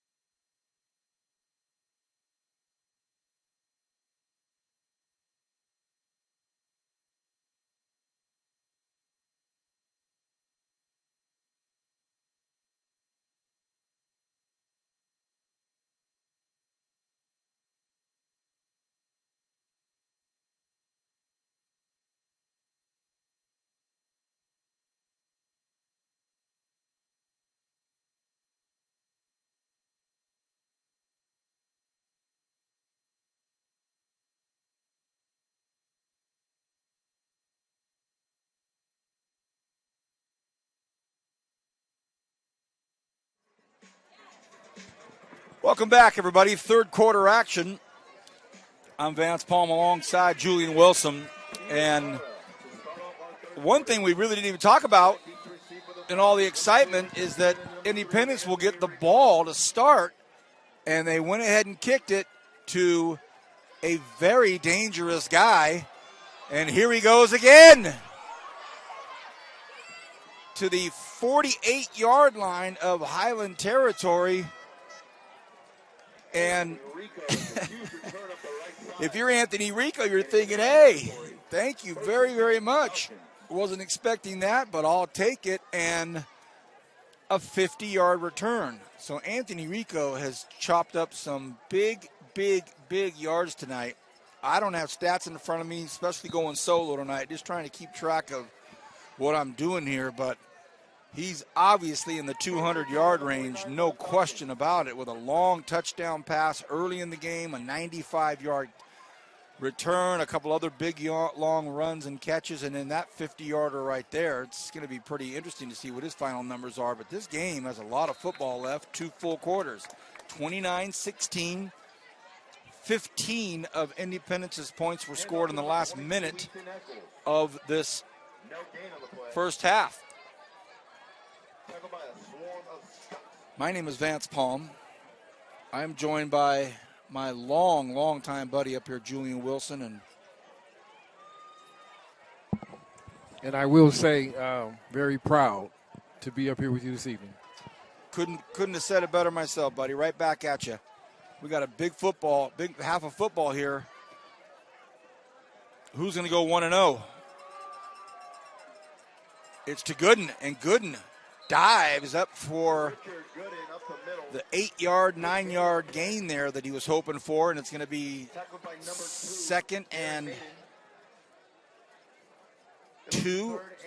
third and 2 maybe.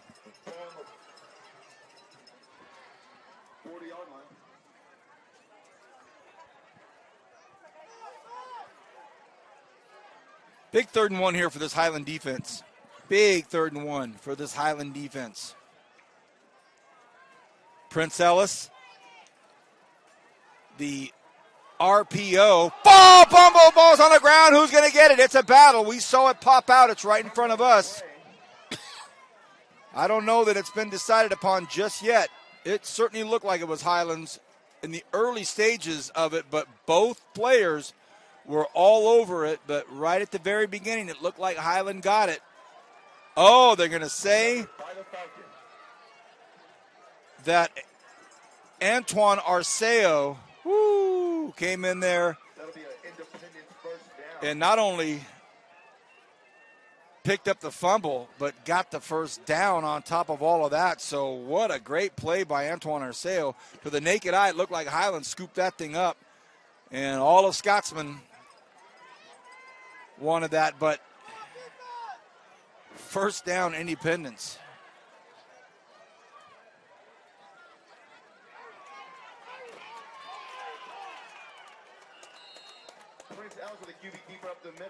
So Ellis hung on to it, fooled a bunch of people, including a lot of the fans that thought Gooden had the ball and was going to be thrown for about a 7-yard loss. That's not the case. Ellis hung on to it and got nothing. Coach Michael Gutierrez and his staff at Highland sure had some very poignant things to say at that halftime meeting. As I can imagine, Tyler Schilhobel and his team trying to get to the outside. Don't know that it'll happen. He does. How did he get those yards? Richard Gooden, I thought he was trapped over there on the outside, but he got by, and ooh, what a nice run. Picked up 7 yards. It's going to be 3rd and 3. Getting back to that point, Gutierrez probably telling his guys, fellas, we were right there. We were up by a couple with about, a minute and a half left. We were right there where we wanted to be. Can't let those big plays happen to us. And if you're Coach Schilhobel, you're saying, guys, we've been talking about having this talent all year long. Let's not stop. is no surprise to us. Ellis, flush out of the pocket. Gonna have to get rid of it and throws it. Hit late, banged up just a hair. Incomplete pass. I thought that Prince might get rid of it pretty quickly. He had a man out in the flats, and nothing else, it would have been maybe a loss of one or possibly back to the line of scrimmage, but instead, intentional grounding. So a great defensive call there, great scheme by the Highland Scotsmen. They felt the pass was coming. On a 3rd and 3, they guessed. They got it right. And I say guessed because Ellis has so many options back there. He can give it to Gooden for 3 yards. He could give it to Rico for 3 plus 50 yards. He could pick up X amount of yards. But he did drop back, and the coaching staff for the Scotsman got it right. And that's a big intentional grounding. That's why I was shocked he did it. Get rid of it early, and it's back to a 4th and 3, but instead now it's 4th and 18. Here's a low punt, could actually be returned, but it's going to go into the end zone. It'll be 1st and 10 for the Scotsman. So Highland holds. Nice job there by the Scotsman. They kicked off to, of all people, Anthony Rico to start this 3rd quarter, and Rico got it inside Highland territory on the return, but the Scotsman able to hold. Good job, Highland. And now let's see if this Independence defense can come in and keep a hungry, feisty, edgy, and agitated Highland offense from getting into the end zone.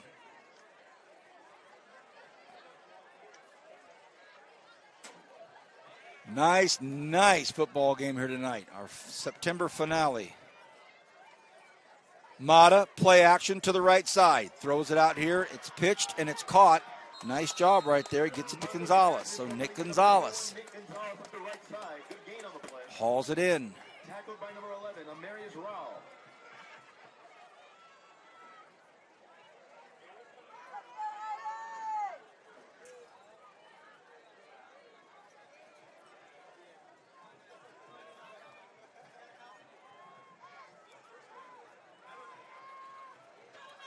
Second and 3. Mata, quick little shovel pass. How about this? Juarez, what a nice run and a nice first down for the birthday boy. Adrian Juarez picks up a big first down. A quick little shovel pass, and boy, that sure worked. Happy 17th birthday to that young man.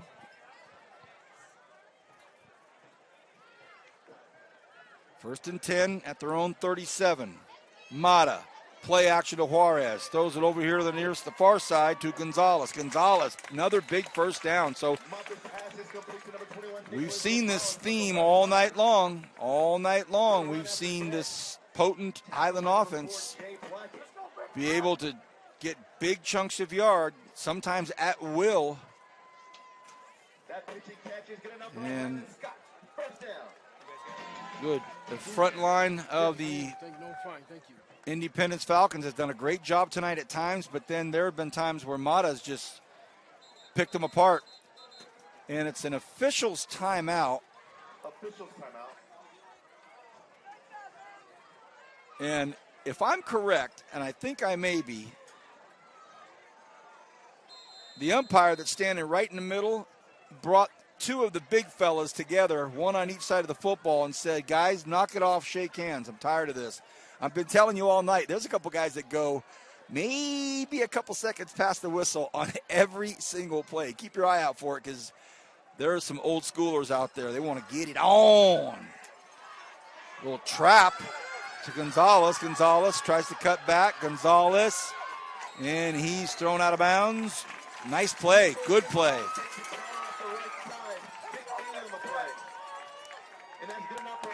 So between Nick Gonzalez and Adrian Juarez and JoJo Mata, they're putting together a nice one here.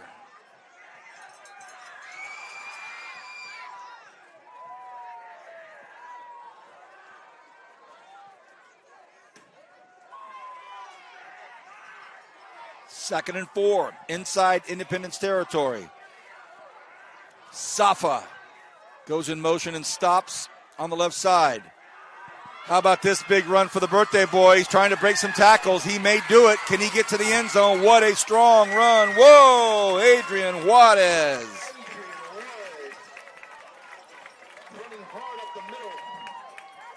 Wow.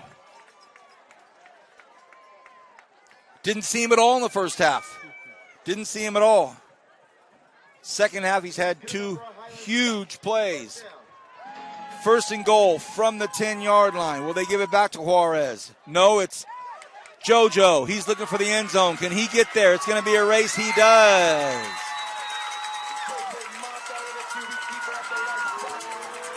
JoJo Mata.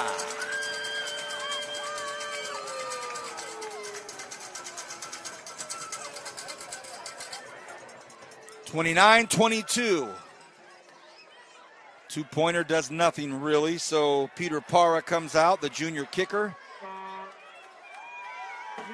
Had 1 blocked earlier tonight, but then he also had a really nice field goal towards the end of the first half.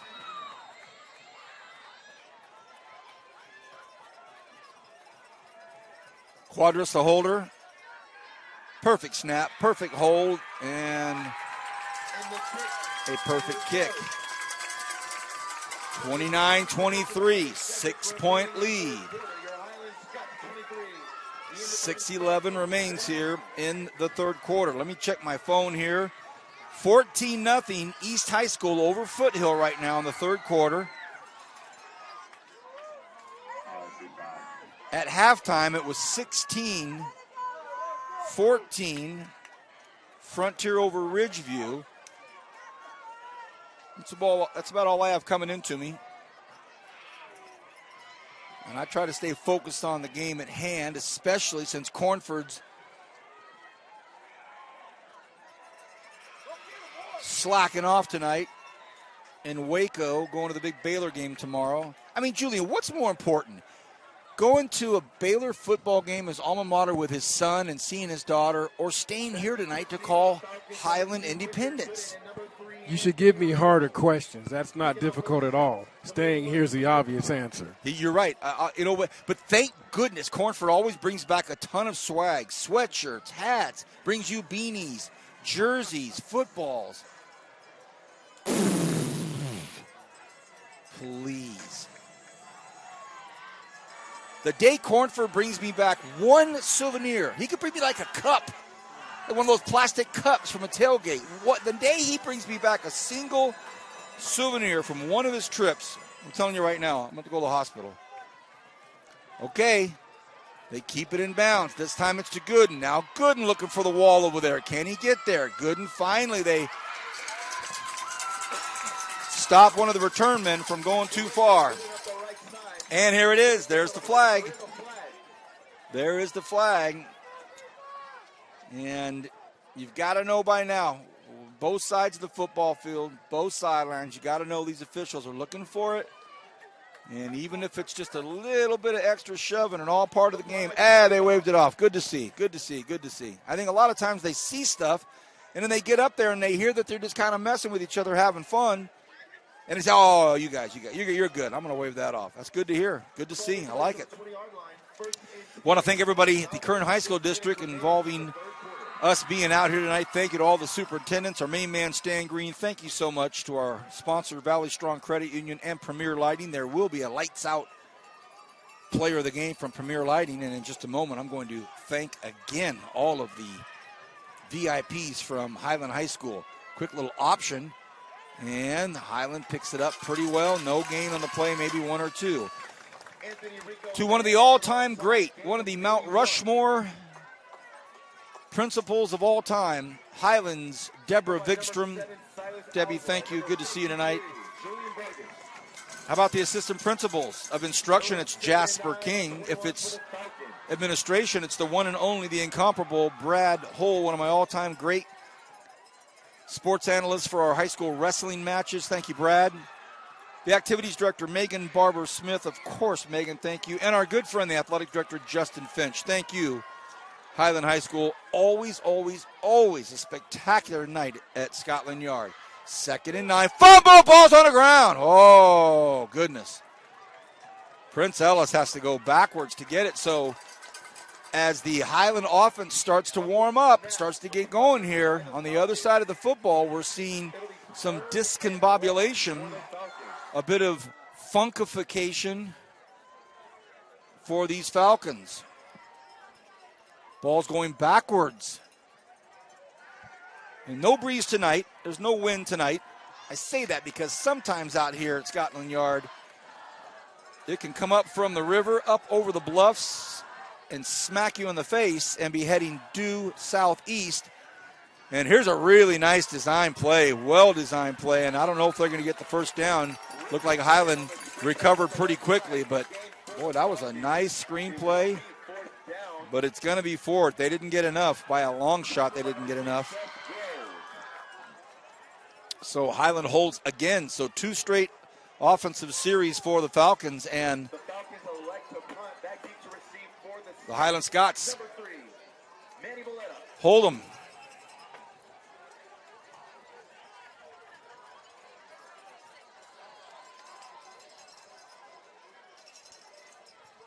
We're going to dip below the 4-minute mark here in 2 seconds.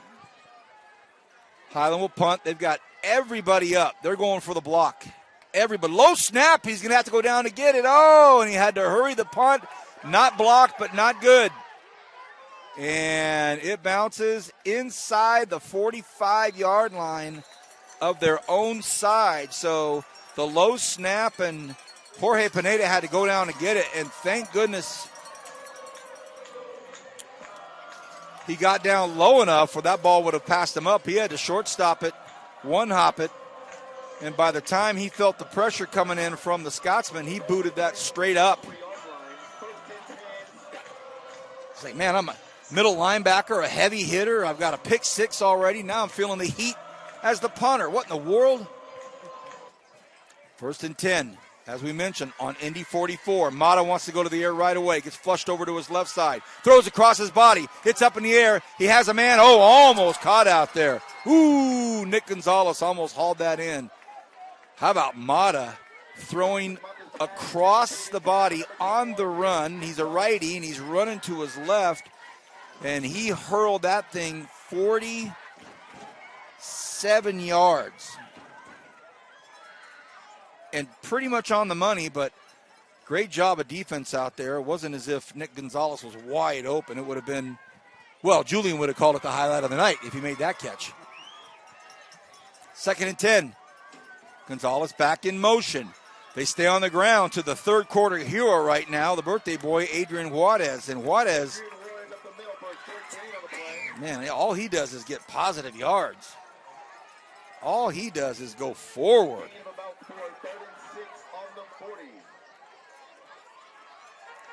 And if you're asking how I know it's his birthday, Julie said, how do you know? Because his dad caught me on the way up. That's my secret source. Hard count there. Nobody jumped. They send Gonzalez back the other way now, and this play's got to go pretty soon here. That back judge starts his counting, and Mata's got to hurry. Oh, he just gets it off. Throws across the middle to Valletta, and it's off target, high and outside. So he had to rush the play. Yeah, I was walking up earlier, getting ready to come get set up for the game, and very familiar face came by and gave me a fist bump. He goes, man, I'm glad you're calling this game tonight, VP. I said, what's going on? He goes, man, you got to tell my son happy birthday. Well, I don't have that kind of memory as far as jersey numbers. And I said, tell me the number again. He goes, 28. I looked at my thing and I said, man, it's Adrian's birthday. How old is he going to be? He's going to be 17. So that's the only way I know.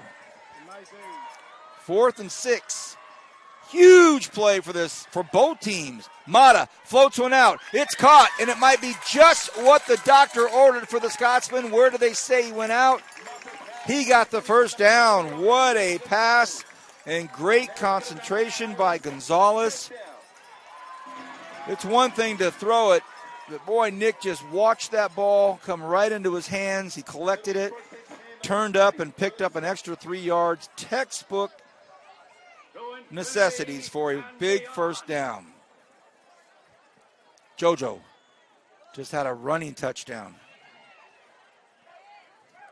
Looks to his left, fires out to his left, and Juarez gets brought down after about a 1 yard gain. Number 28, Adrian Ward with the left side. Short gain on the play. Tackled by number 4, Jay Blackett.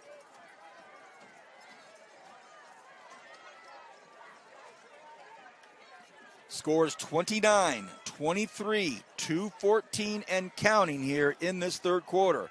A whale of a football game. Fantastic night tonight. Last game of September for the Kern High Network. Mata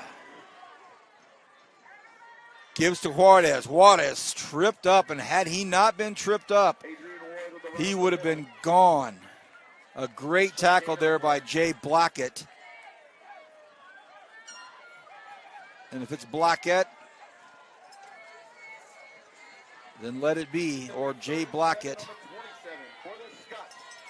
Boy, that's a big tackle right there. Juarez was gone. 3rd and 7. Mata pulls everybody in a little bit from the right side. Juarez back there to block. They run to the right. They roll to the right. Mata tries to cut back up, sees some daylight, and lowers the helmet. Big hit, big contact out there by Amarius Rowell. And that's going to be just close enough to make it interesting. 4th and 2. Ooh. Looks like the ball's at the 22-yard line, and the first down marker's at the 20. Look for Mata to give a hard count. Isaiah Solis on the right side. Here comes Gonzalez in motion. Mata walks up to the line real quick to say something. He better hurry. I don't know they want to burn a timeout with 40 seconds left in the third quarter. Mata, does they hard? No, he goes for it, gives it to Juarez. Juarez just turns and burns and keeps the legs going. Big first down for the Scotsman.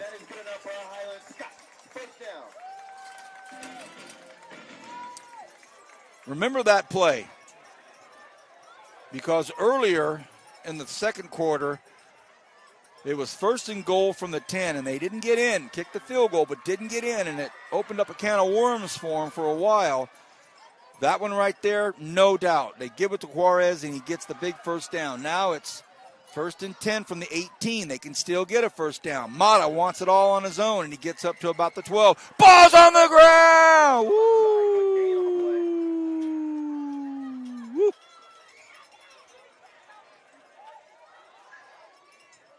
And Highland recovers. And that'll do it. At the end of 3, it's 29-23, but the Scotsmen in the neighborhood, walking down the sidewalk, knocking on the door to start this fourth quarter. You're watching a great one here on the Kern High Network. We'll be back right after this.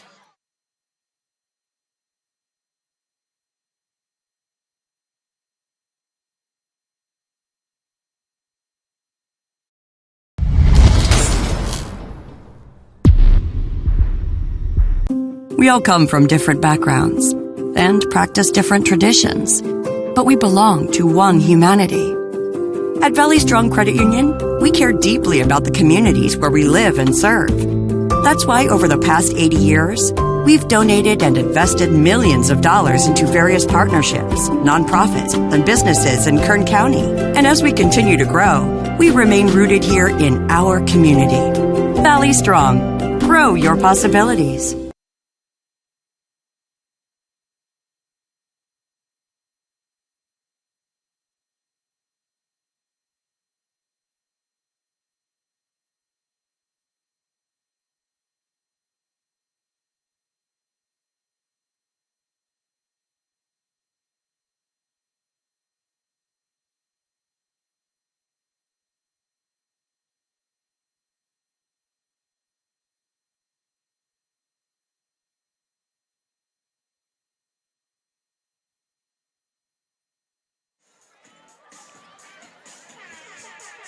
Fourth quarter action on the Kern High Network. September football as we close up the month. It's a great one here. Independence traveled well. You know, in the old days, a road game within the city is about 6 miles. Independence up to the east side tonight, 40-minute drive. But they traveled well. Here we go to start the fourth quarter. 2nd and 2 from the 10-yard line. Mata rolls to the open side to his left. Takes a look. He's in trouble. Going to go nowhere. Gets dropped at about the 15. Loss of about 3 yards.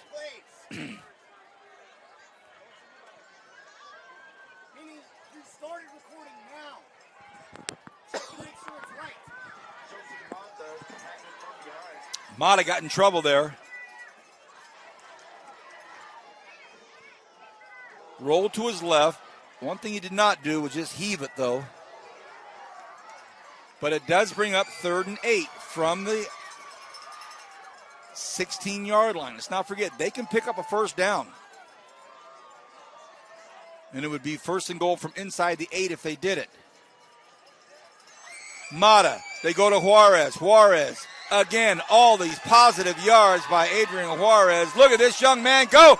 And is that it? A touchdown! We were just talking about him. What a night for a birthday. I mean, that's a huge play. That's a massive play. It's 3rd and 8 from the 16-yard line. And he pounds it in with 2 or 3 guys on his back. That's huge. Touchdown, Highland. We're tied. Here is the go-ahead point from Para. Wow.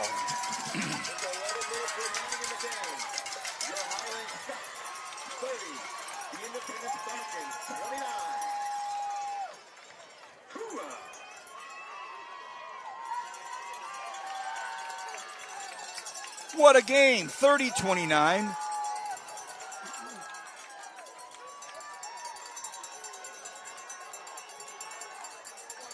Unanswered points. Now the tale of the tape so far in the third quarter. Highland, 14 straight.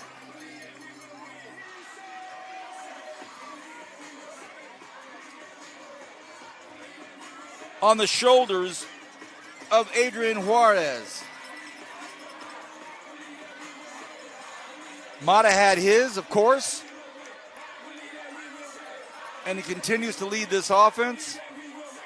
But when you don't see a player for an entire first half, doesn't touch the field, and then has these huge plays, these wildly impactful runs. Taking over the Scots, number 81, Peter Paula. Back deep to receive for the Falcons. Number 2, Richard Goodham. And number 3, Anthony Rico.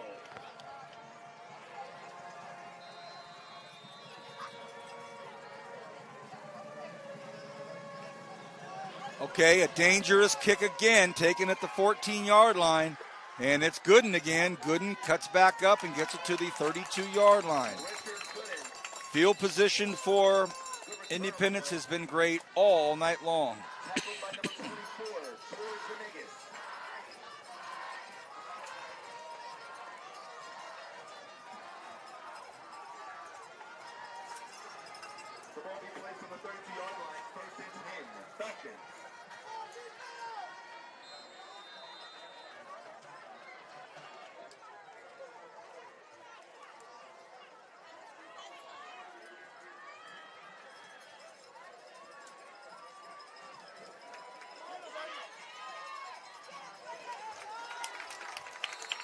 Stretched out over here, maybe for a yard on first down. Maybe 1 yard. It'll be 2nd and 9 on the 33 for the Falcons.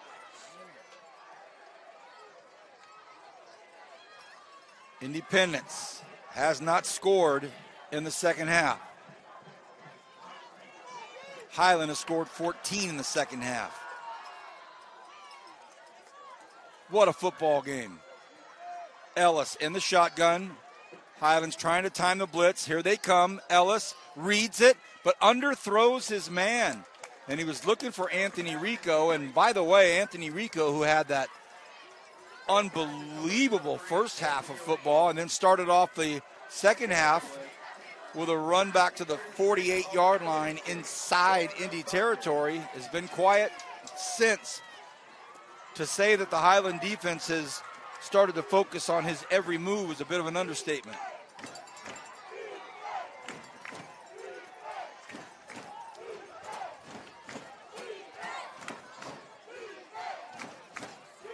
Third and 6, biggest third down of the night so far for Independence. They do not want to give this football back to Highland at homecoming at Scotland Yard when they've just scored 2 in a row.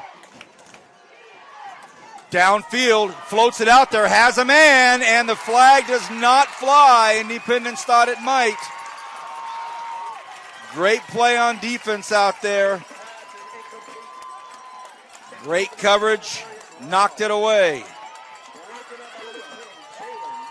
Jalen Bailey on the defensive effort, so Highland holds. And with this much time left, will Independence roll the dice? Possibly a hard count just to see if it happens. But do they want to do that and then have to burn a timeout if nobody jumps? Nobody does jump. Will they have to burn one? And they do.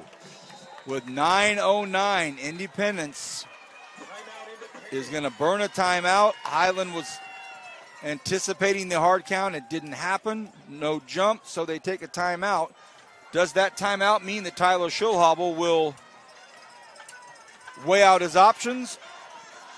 Or with the slight breeze now, slight breeze at their back. I was mentioning earlier there was no breeze. Now there's a little one, not a big one, but it's enough that if they got a decent punt up into the air, heading south, could carry a little bit and kind of just reset. But with 9:09, Highlands up 1.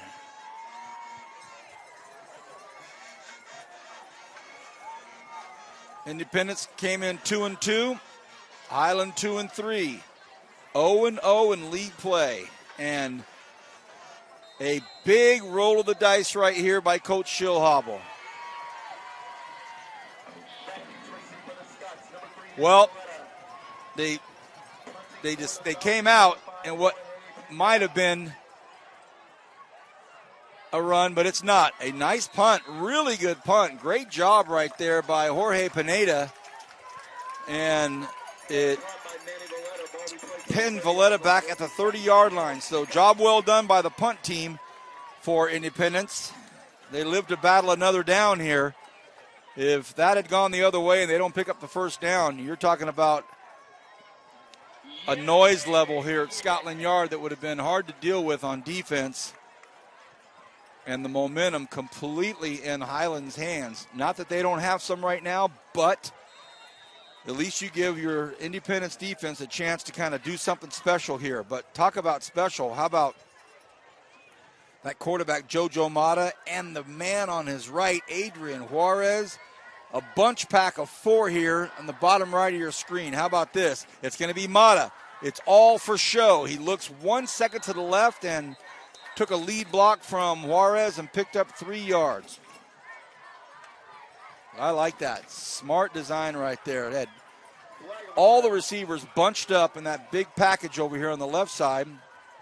Mata glanced there quickly with the football in his hand to see if he could catch some defenders off guard and then bolted to the right side with Juarez blocking for him. And it's going to be a false start on Highland. False start against the Scots. That certainly helps Independence right there. Clock starts again, under 9 minutes and rolling. We will have the Premier Lighting Lights Out Player of the Game award.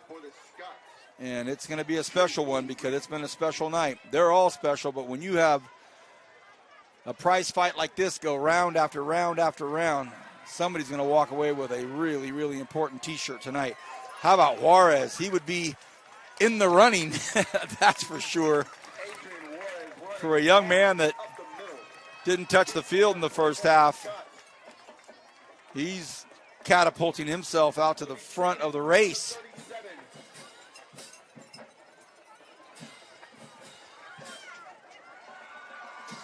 Second and 3, hurry-up offense from Mata.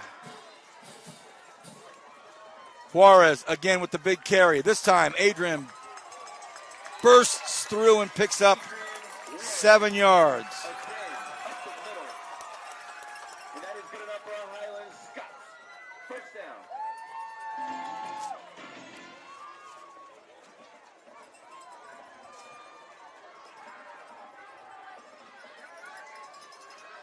First and 10. Just shy of the 50.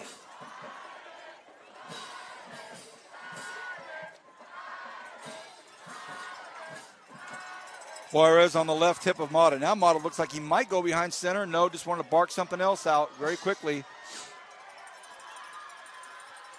The countdown has begun. They stay with a ground gain, and it's going to be Mata. Mata wrestled back, but not until he picks up the first down. It was a roughshod tackle by McQueen. But a great ball fake on the RPO to Juarez. And Juarez has been used so many times now that the defense has to make a decision. Do we just pounce on Juarez? Because every time he touches the ball, it's positive yards. Or do we take a risk, get off him, and go for Mata? Let's not forget, Mata can just stop where he's at and throw. So the Highland offense of Coach Gutierrez right now really starting to step up here late in this game. This time it is Juarez. Juarez looks for a gap. And again, he just can't be brought down. Does he go down? Finally, they blow the whistle, but he got to the 35-yard line. It's a 5-yard gain. That'll bring up 2nd and 5. And the Independence coaches want to take a timeout because they can feel it. They sense this Highland offense starting to really, really get it going. We'll take a short break. Don't go anywhere. 6:35 left in the fourth quarter, and this one's a barn burner on the Current 9 Network.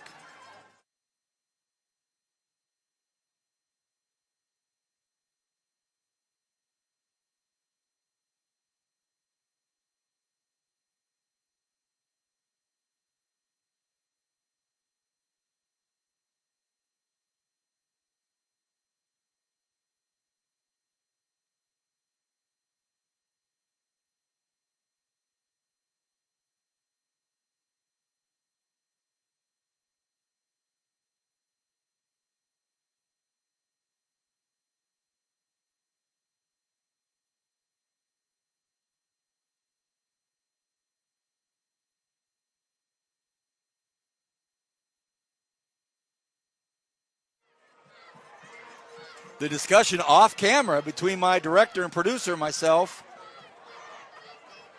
Julie and I having a good one. We're chopping it up as far as the premier lighting, lights out player of the game, and we have 6.5 to go.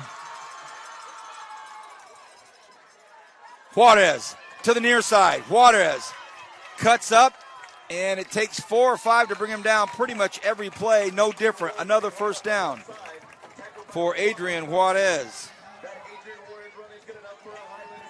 So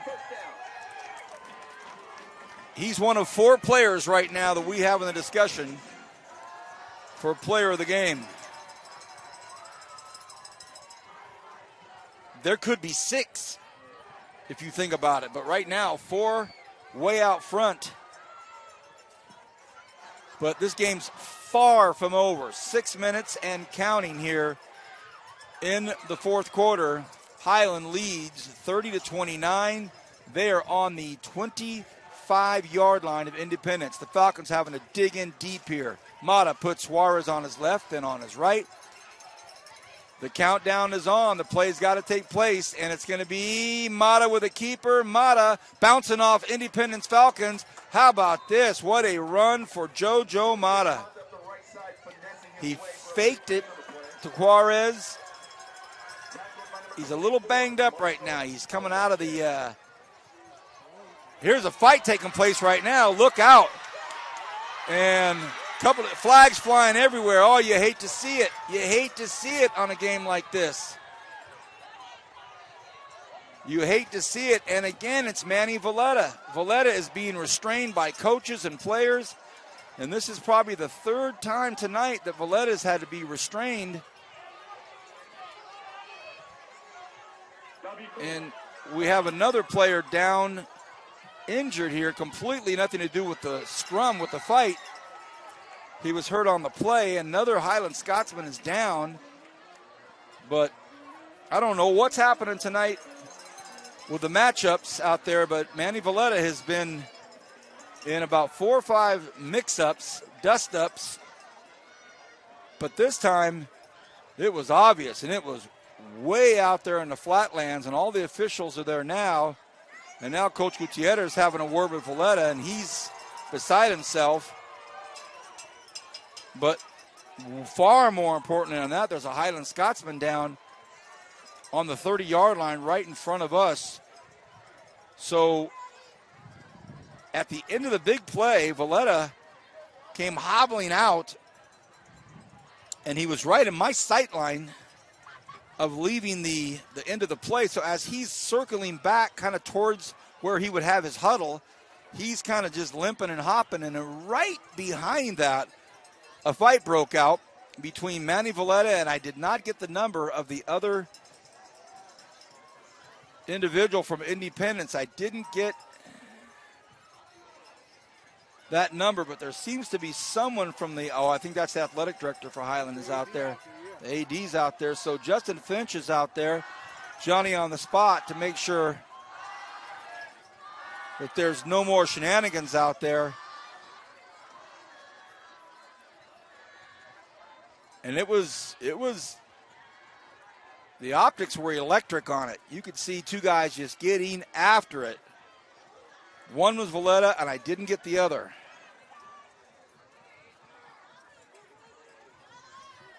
The officials had a pretty good night tonight. They called a really nice game, and now they're going to come out with the biggest call of the evening by far. And here it is.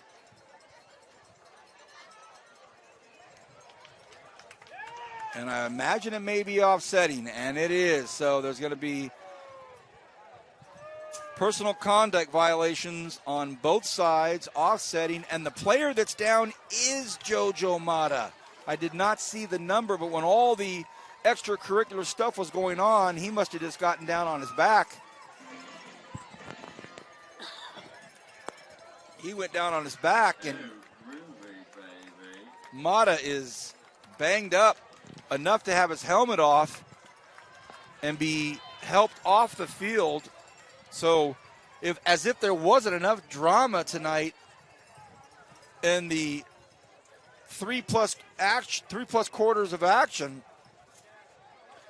now the white hat is having a meeting with all of the Highland players right below us. He's having a meeting right down here in front of everybody. And I'm sure he's going to jog over there, which is exactly what he's doing. He's going to have a word with all the Independence players. Wants to have a word with Coach Schillhobel and all his guys. Can you get your players together here? I want to have a word with them all. And he's having them all over. As the consummate professional, he meets with the coach first, says, I'd like to talk to all your players. And the white hat possibly could be saying something as fruitful as, guys, this is a fantastic football game. It's on the Kern High Network. And I say that in seriousness because everybody's going to watch this thing. And this is a well-played game. The score is great. People are going to hear about it. A lot of people are going to go back and watch this on the archives.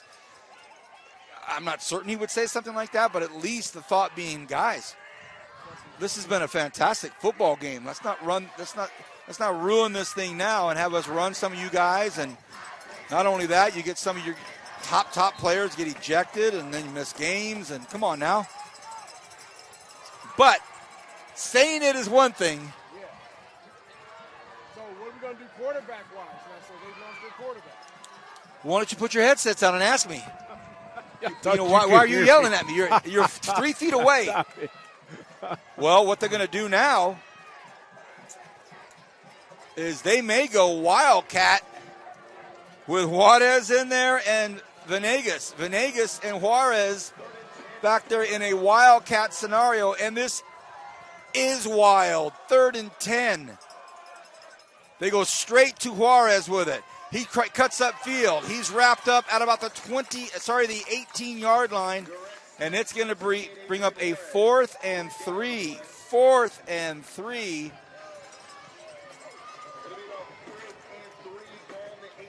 Wow. And so now Manny Valletta might be in there at QB because the main man, Jojo Mata, is down. And no, it's going to be Elijah Cisneros. Cisneros back as QB on a 4th and 3. Are you kidding me? What a moment for the Scotsman.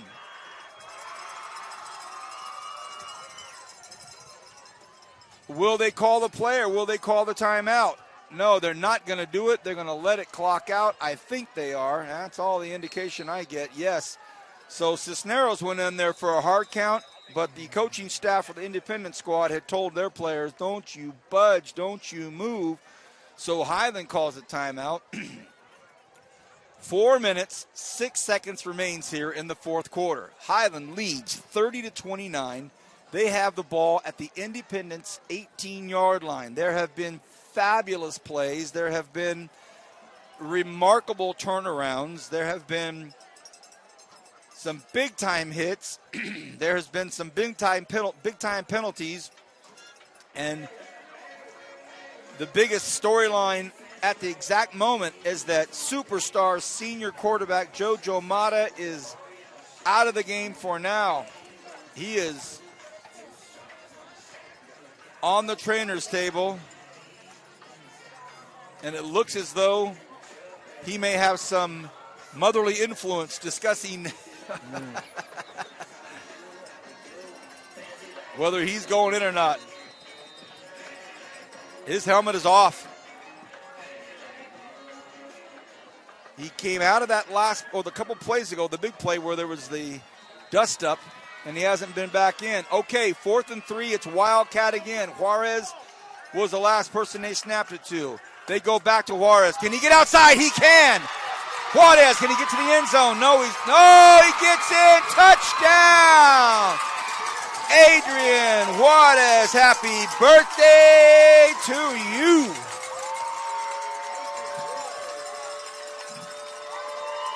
They pinched off the end, and he just bolted for the corner.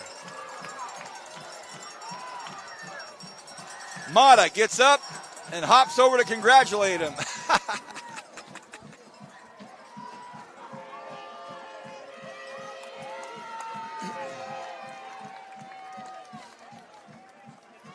Para. That's up and that's in.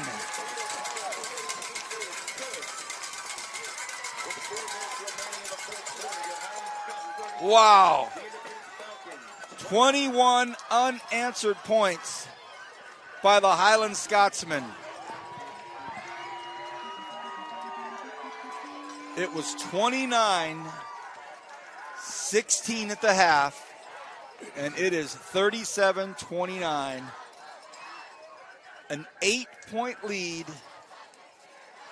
for Highland High School, and if you're Independence, you've got 4 minutes to get this ball in the end zone. If you're a Falcon fan, you know it doesn't have to happen on the first play. It doesn't have to happen on the 8th play. But it's going to have to happen on about the 16th or 17th play because there's 3 minutes and 59 seconds left. Will Para now kicking into that wind, and the flag is starting to blow a little bit now, so it's a little bit more poignant of a factor as Para is going to kick it into a wind with Richard Gooden on the right side. Well, kicking to his right side. If you're looking from the receiver side, it's Gooden on the right, Rico on the left. Will Rico try to muscle his way into it? It's going to be Gooden. No, there's whistles blowing, and If that's offsides on Highland, they're going to have to move it back and kick it further into the wind. Oh, it is. So it's going to go back 5 yards, and now that ball's going to end up in Rico's hands somehow. Yes. I don't know how. He's not just saying, I got it, buddy. Scoot over, scoot over, scoot over, scoot over. If I had Anthony Rico's speed, I'd be telling Richard Gooden, my man, you're fast, but I'm really fast. Don't you have Anthony Rico's speed? I thought you did. I'm sorry. I'm mistaken. I thought you did. Yeah, when I'm trying to get to the in and out line. And that's about how fast I move. Okay.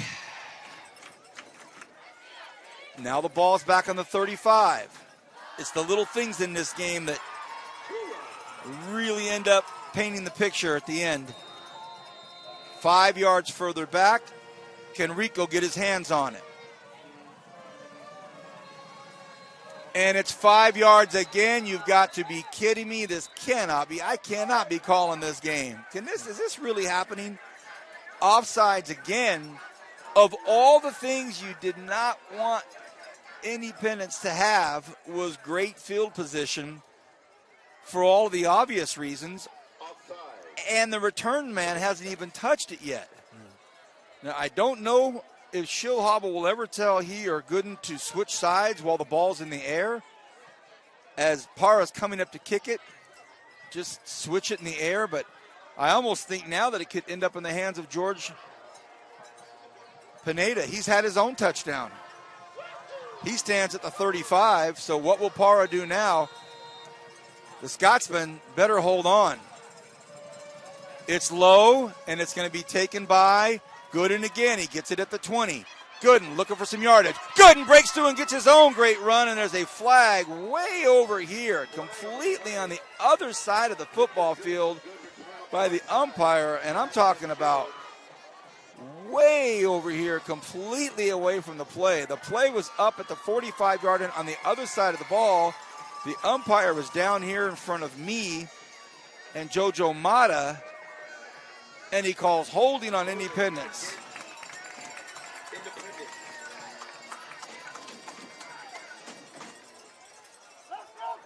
So after all of that, the umpire way over here said, nope, that's a hold. And they move it all the way back to the 35. So if you're an Independence fan, that is a tough one to take right there. You thought you were going to start it at the Highland 45. But no, it'll start at your own 35. They start on the ground. It's a nice second run play for Gooden. Ooh, and had he not been tackled by Jalen Bailey, Gooden may still be running. What a fabulous football game. What a fantastic game.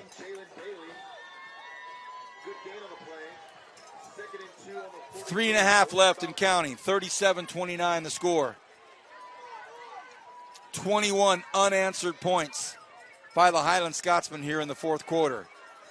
Prince Ellis in the short shotgun has a strong left side if he needs it. They stay on the ground. It's Gooden again. This time he gets wrapped up. And that's a big tackle right there. And let's give him props because it was a nice one. Julian Vargas. And he got Gooden before Gooden got the first down. So that's a big, oh, they gave it to him. They moved the sticks. Okay. I didn't think he got it. Knew it was close. 1st and 10. Ball at the 46-yard line of Highland. Ellis, he's also had a great game. They give it to the speedster, Rico, trying to get around to the outside. Rico's got to make one cut. He does make a cut, and he gets about 7, 8, maybe 9 yards. So Anthony Rico,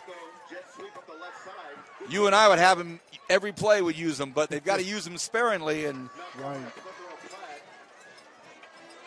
I thought I was going to have a halftime guest tonight. I thought I was going to have the essence of a freshman for homecoming, but she ran for me all night. Sid, love you, babe.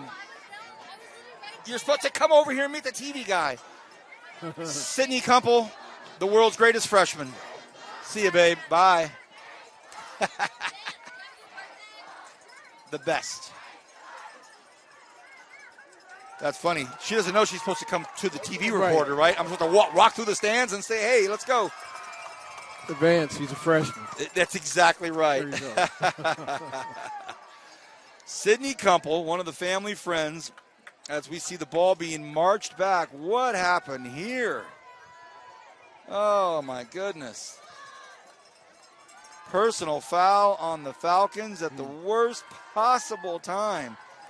A big 8-yard gain by Rico, and it puts the ball at the 2 yards shy of the first down marker. Now it's 2nd and 16.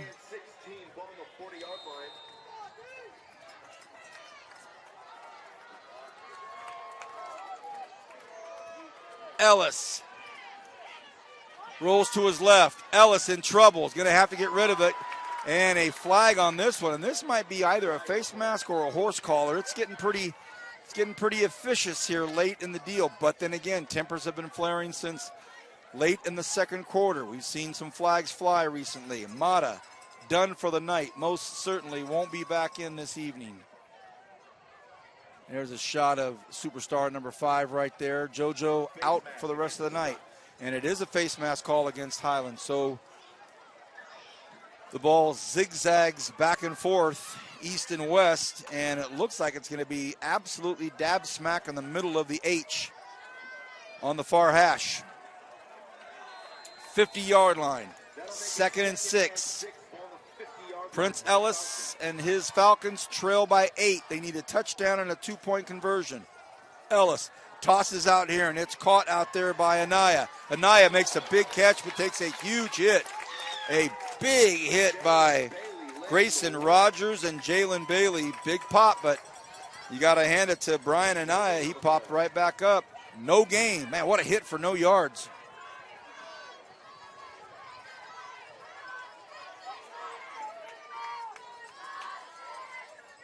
Under 2.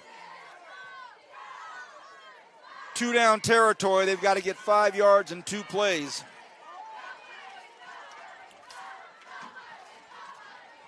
Quickly looks to his left, has some good blocking, wants to throw, tosses it, and it is incomplete.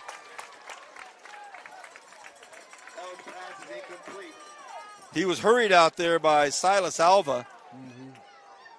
And this is it. 4th and 5. Can the Highland Scotsmen pull out what will be an astounding comeback? 21 unanswered in the second half after they scored 15 points in the last minute of the first half. This game has seen it all,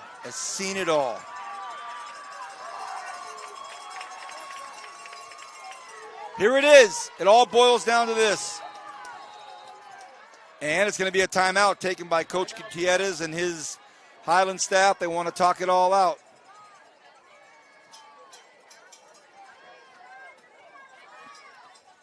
Crowd, quiet, nervous energy over here. It's been a fun night. Again, we want to thank everybody at Highland High School. Thank you so much for making this happen. All of the superintendents at the Kern High School District, thank you. And of course, our main man, Stan Green, over the Kern High School District, yourself and Javier, thank you for all the work you do.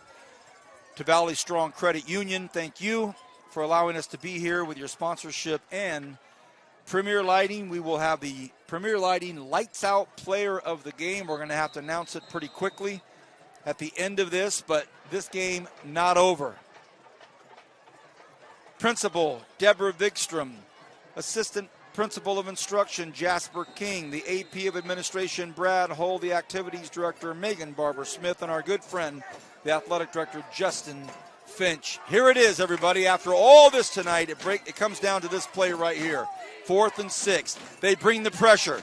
Ellis in trouble, in the pocket, throws it, and he's hit hard, and that's it. Ellis is hit, and it's Silas Alva who had put the pressure on him before. Alva got through, and it looks as though homecoming will go Highland's way.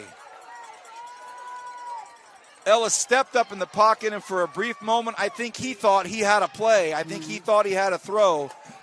But Silas Alva came in to close the deal, got to him, And what a football game. What a football game. A classic September 30th football game here in Kern County. What better way to usher in October? Now, with 1:31 left, Elijah Cisneros back in the shotgun. My guess is they're going to hand the ball off, and they do. And are you kidding me? This can't be for real.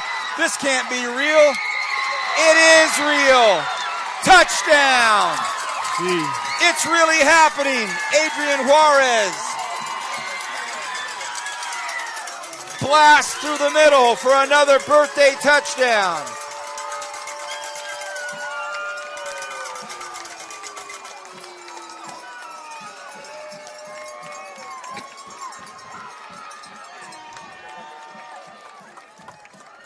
I got to ask you again, is this really happening?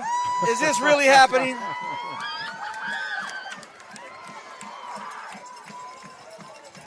The Juarez family right below me. I didn't know it till right now at the very end. I just saw all the signs and the hugging, the cheering, everything happen. And they've been below me this whole game. I didn't know it. Vance, that was the highlight of the game. Oh, my gosh.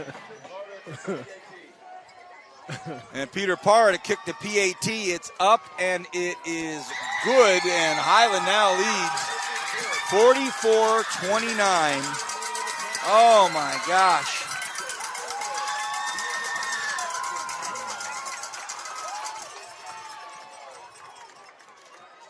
$28 unanswered points.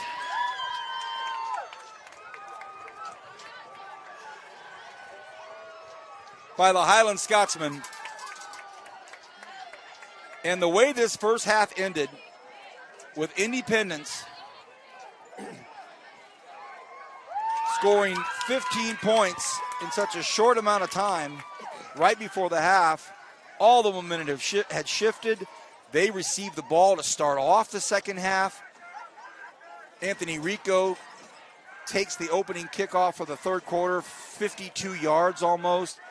Said, man, here we go again. This is shaping up to be something. And then the lights came on for Highland with regards to making mistakes and for capitalizing on anything Independence gave them. And the brakes came on for the Independence Falcons. And wow. Parra. This time it does go to Rico. Maybe a little too much, a little too late. I think they were looking for Rico to do a lot of that throughout the third quarter, but he just didn't touch it. Never touched it until now. With 1:10 left, it's a 15-point ball game.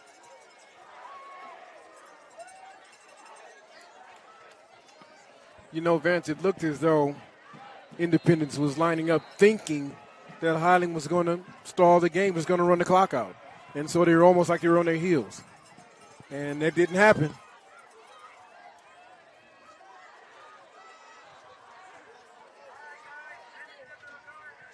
Ellis.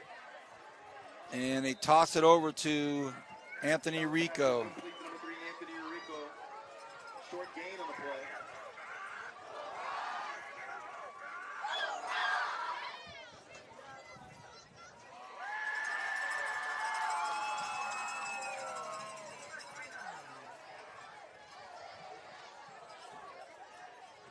Maybe a little too late there with regards to Anthony Rico and getting him involved, and that was a flag.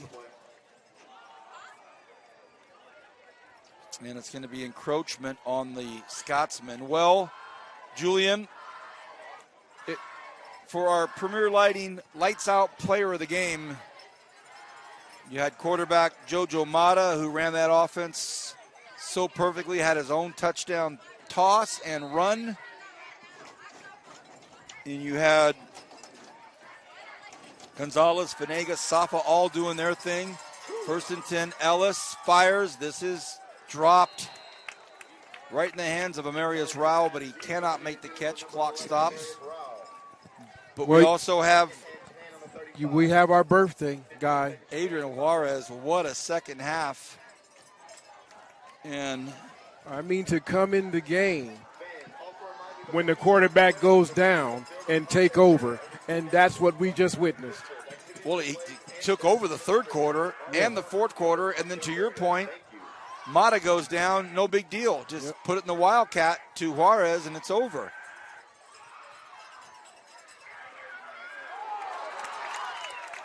Another first down there for the Falcons. And nice catch out there by Ethan Eccles. There's some great Kern County athletic bloodline. His dad, Fred Eccles. Ellis rolls, throws, and that's picked off. And still on his feet. Don't know if he'll be able to go all the way. He's going to try to do it. It's Jalen Bailey, and Bailey's going to go. And there's going to be a clip called, and it's not going to be a pick six. A clip on the Scotsman will bring back a touchdown. But I'll tell you what, for a moment, Jalen Bailey thought he had the ice to finish this thing off, but there was a clip, and like 4 different referees threw their flag at the same time.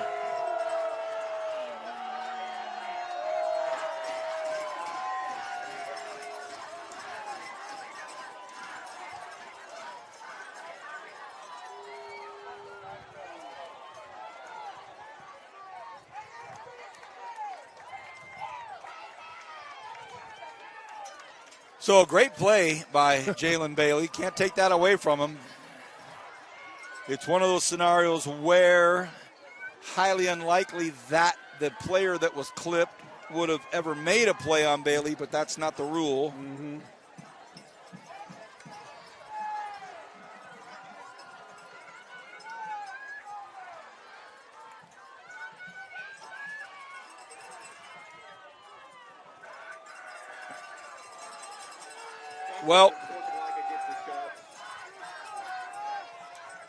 Well, and they're not even going to call a clip. They're going to say unsportsmanlike conduct. So it was probably something away from the ball that was unnecessary. And it strips Jalen Bailey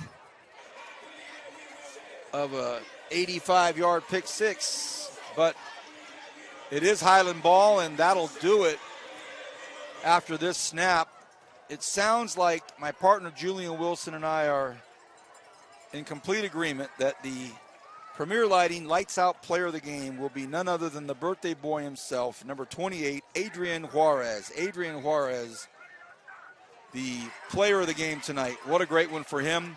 Hopefully this ends with one snap, and that is it. How about that? A 44-29 victory for Highland.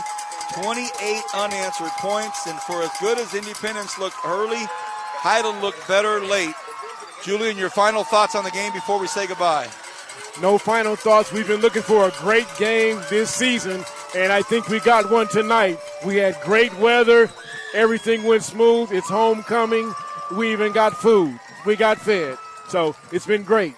Man, why isn't he on the mic more? That's what I want to know. That's a great wrap-up. I couldn't have said any better myself. So for Stan Green, everybody at the Kern High School District, everybody at Highland High School, a big come-from-behind win. Homecoming at Highland, a great, great football game. If you watch this, tell your friends and family if they want to see a great one to go back and watch it on the archives of the Kern High Network. We hope you've enjoyed September football.